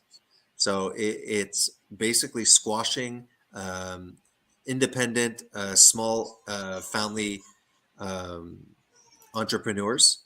That was just a weird coincidence that corporations like Amazon and purchasing online all like flourished and made record profits, while all the mom and pop industries have closed. So that was beneficial for globalization. And Jeffrey's refusal to acknowledge that the animal industry, livestock industry, is severely getting squished and crushed purposely. They want to get rid of farmers like you. They want a global farming system, which I think Bill Gates is buying up the land with other rich people. And eventually a threshold will be met and they'll show their true colors. Everything is a step by step. And I am flabbergasted that vegans are so narrow-minded, and I think that they know, but I think that all of these people are pushing a plant-based diet. So for them, they're like, hey, these guys are on our side. And he was completely ignorant of all of the changes in society, literally the dismantling of Western culture. Either he's not acknowledging it or they're idiots. I'm sorry. That's not a conspiracy. Humans have the ability to look at what is happening around them and process using their logic and their intellect and their mental capacities and say, hey, there's something not right there. Hey, that doesn't make sense. I don't need a freaking scientist that's paid by some corporation like Nestle or PepsiCo telling me, the truth about reality. Sorry, not going to happen. They've proved to be untrustworthy with lies. Go see pharmaceuticals like Pfizer, the criminal lawsuits that they've had to pay out. Yet, these criminals they're allowed to continue. Any other company would be, a smaller company created by us. Any little thing were destroyed, but they're supported. They're too big. They can do whatever they want. Go ahead, JD. No, I agree. Yeah, I was trying to find that. Here, think, while you're trying to find it, I'll show the vegan parents here that starved their kid. Okay. Their screen's up there.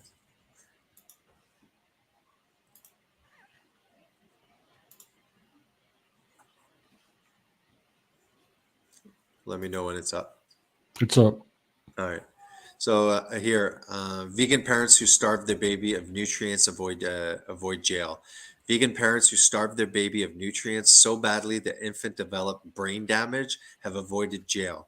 The 1-year-old girl from Victoria was subjected to a strict plant-based diet, which eventually landed her in the intensive care. Okay. This is a deficient diet that At best, you can stretch out for longer periods with fortifications and supplementations, but it's deficient. It is very dangerous. Can you imagine tons of parents that are only able to get plant products, unaware of nutrient deficiencies? Lots of kids will be getting sicker and sicker, and old people will become, emaciated, sarcopenic, osteoporosis, and very sick, frail elderly, and very sick children. So, yeah, it does happen. Here's another one. Tell me what you think about this comment right here, April and Alex. Give me a second here. Vegan mom starved toddler to death, so killed them with a diet of raw vegetables and fruit. Okay, this is a plant-based vegetables and fruits, and these children die.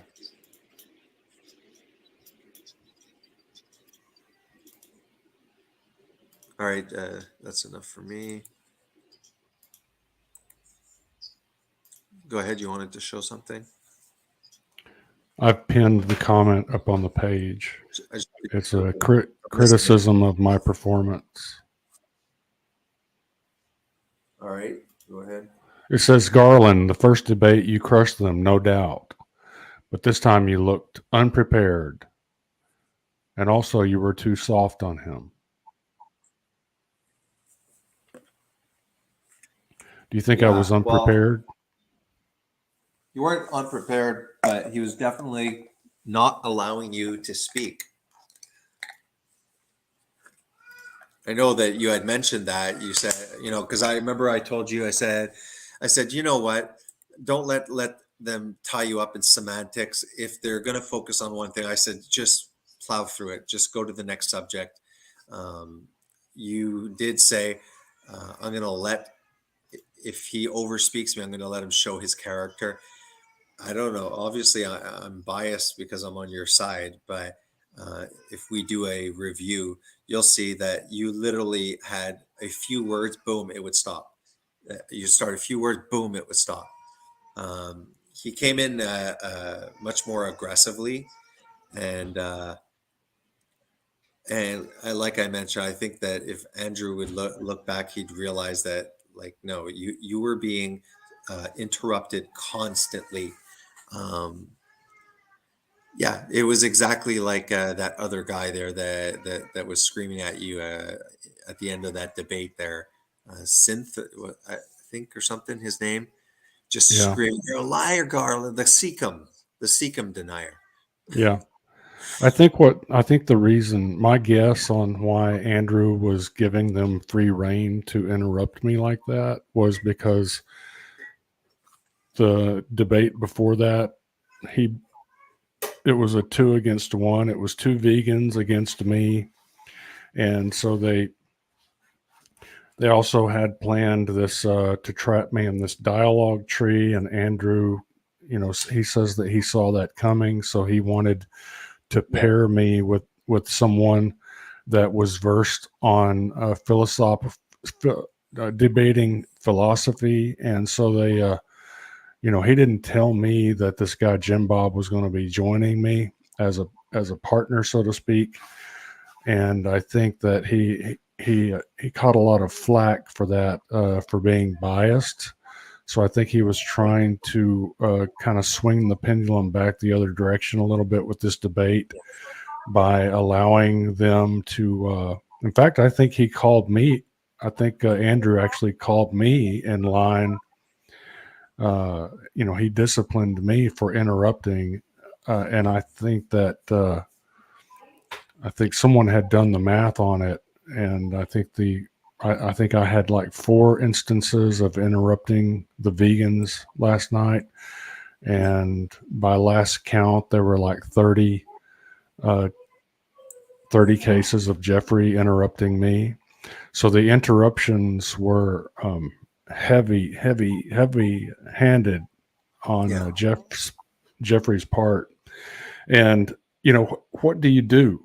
What's the solution to prevent someone from interrupting you whenever you're trying to get a point across? There's really nothing you can do if the moderator is going to allow it. And so, you know, for whatever reason, they were being allowed to interrupt me and talk over me when it was my turn to speak. I don't think I actually don't think that worked in favor of the vegans. I think that anyone who's not biased or looking for a reason to come down on Garland Farms, I think that they'll look at that and say, well, the moderator was leaning towards being lenient towards the vegans last night, which is okay with me because I think that it made the vegans look unreasonable. I think it made them look belligerent. And I think that anyone who's being honest will see that they were trying to use this co-product or byproduct issue as a stall so that we wouldn't actually get to the point where we were exposing how deadly and destructive the crop agriculture really is that provides those items that end up on the vegan menu. Yeah, 100%. Yeah, he was definitely trying to redeem his manhood. It's just amazing that with Jeffrey, what would this be like almost 5-6 hours? And literally all we were able to get through was the soy meal and the soy oil, and then byproduct and co-product.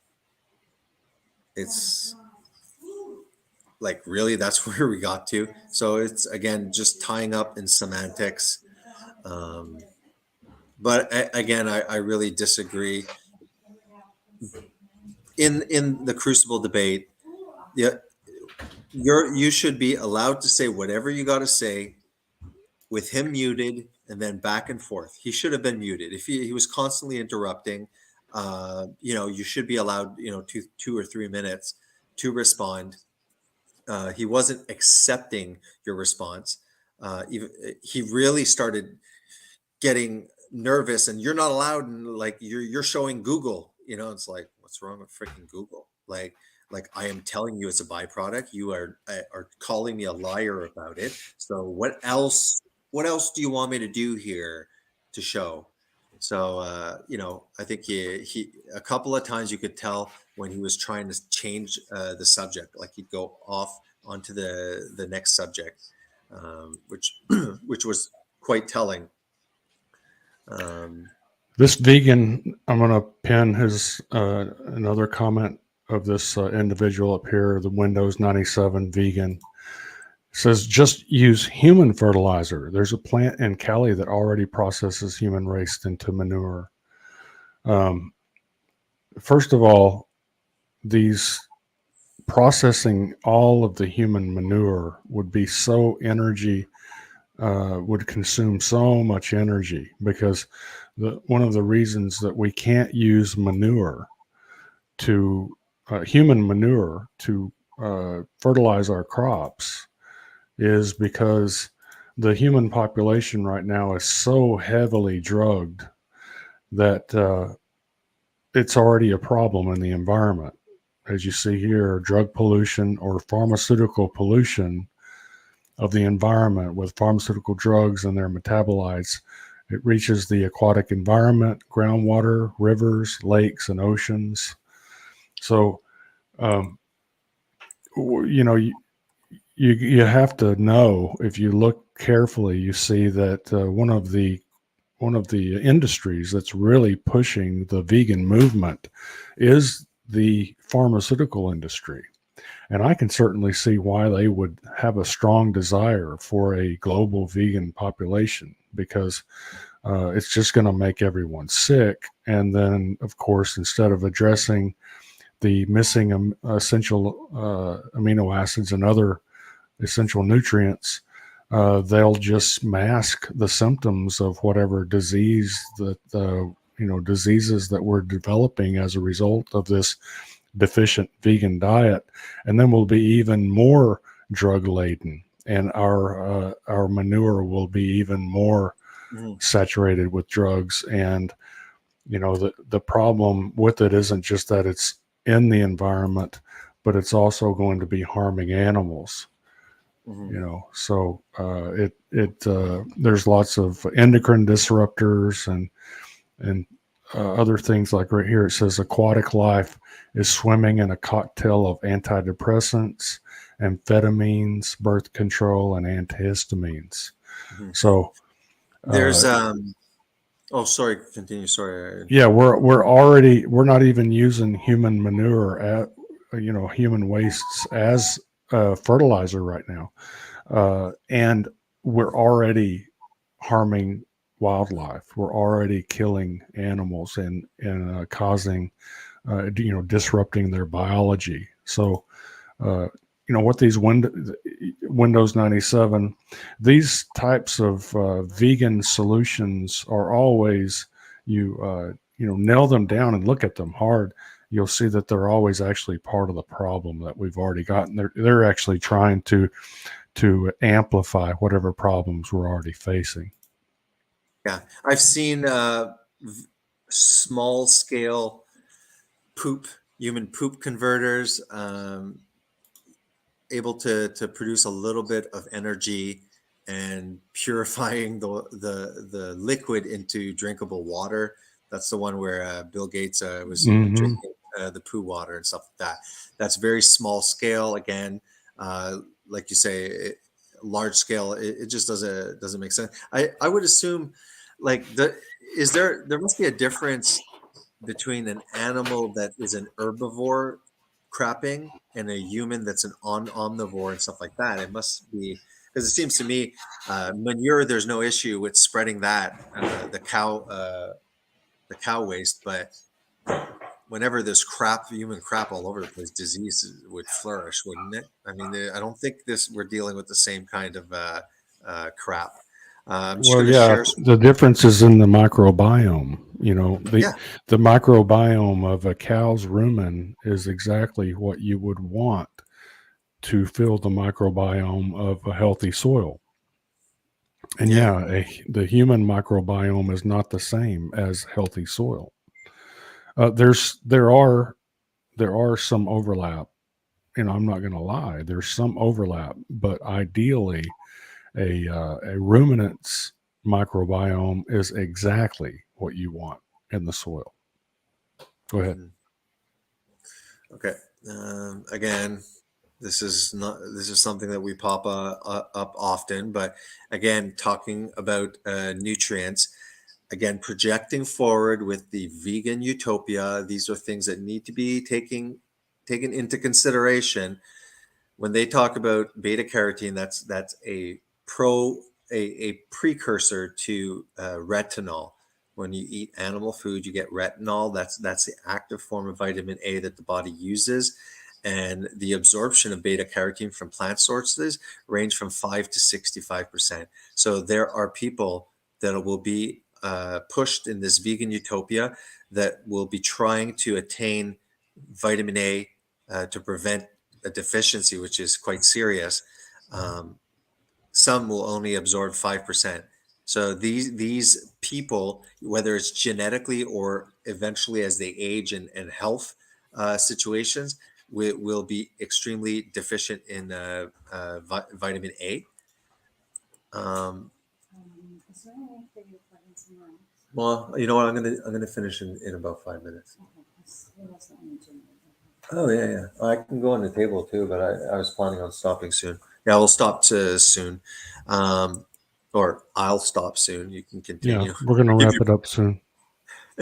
This one here, this is the omega 3 essential fatty acids, known as EPA and DHA, and just want to show this right here.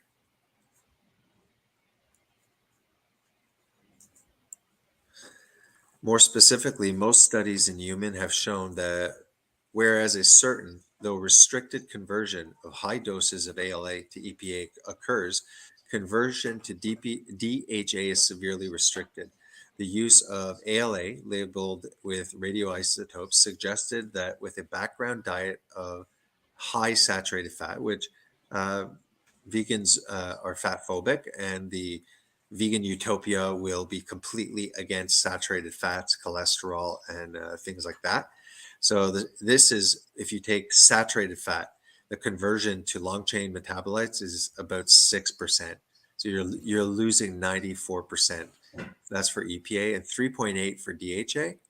And with a diet that's rich in omega-6 polyunsaturated fatty acids, which is the only kind of plant fat that the vegan diet almost supplies, example, the seed oils, conversions reduced by 40 to 50%. So this becomes 3%, and this comes 8.7%, 1.7% maybe. It is thus reasonable to observe an omega-6 to 3 ratio not exceeding 4 to 6. Is that it? Yeah. Restricted conversion to DHA may be critical since evidence has been increasing that long-chain metabolites has an autonomous function in the brain, the retina, also for sperm. And we know that we are getting lower and lower sperm counts. That's it. It's just to give a taste of the nutritional deficiencies that will need to be heavily supplemented and fortified with industry. Yeah. Very good. Yeah. Yeah, this was, kept hearing this. Concede, Garland. Yeah. I have to get you to concede. Yeah, to show you're reasonable. Yeah. Okay. Go back up here and put your y'all go subscribe to Jason John Swart's channel. We do live streams on his channel also every week. We have lots of good content waiting for you over there, and more to come. I've got some baby goats to go tend to, and I think Jason's got some baby humans to go tend to. Yeah, exactly. So we're going to wrap it up. I want to thank everyone for your attention and caring enough about other human beings to help us fight the misanthropic vegan cult.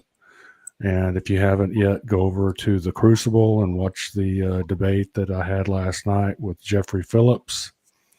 It wasn't much of a debate, mostly just him trying to stall. He did not want to face the destruction caused by the crops that provide the items on the vegan menu. So he was being coached by some pretty high-profile vegan activists, and the whole idea was to try to derail the debate so that it wouldn't actually get going. And they succeeded in doing that, but they also exposed themselves as being dishonest. So that's a win for us. Yeah, it so shows anyway, that you struck a nerve. It shows that yeah, to start having the more prominent, pretty big influencers starting to get involved, and they've already changed the narrative. That's still kind of impressive for a stupid farmer as yourself that is just a very simple jack kind of guy, right? That's what farmers are. So the fact that all of a sudden now they're not talking about, oh, the soy is really destructive and the animals eat 80% of that. All of a sudden now it's like, oh, okay, well, yes, of course, soy, it's a co-product, and it's like whatever. That's a distraction.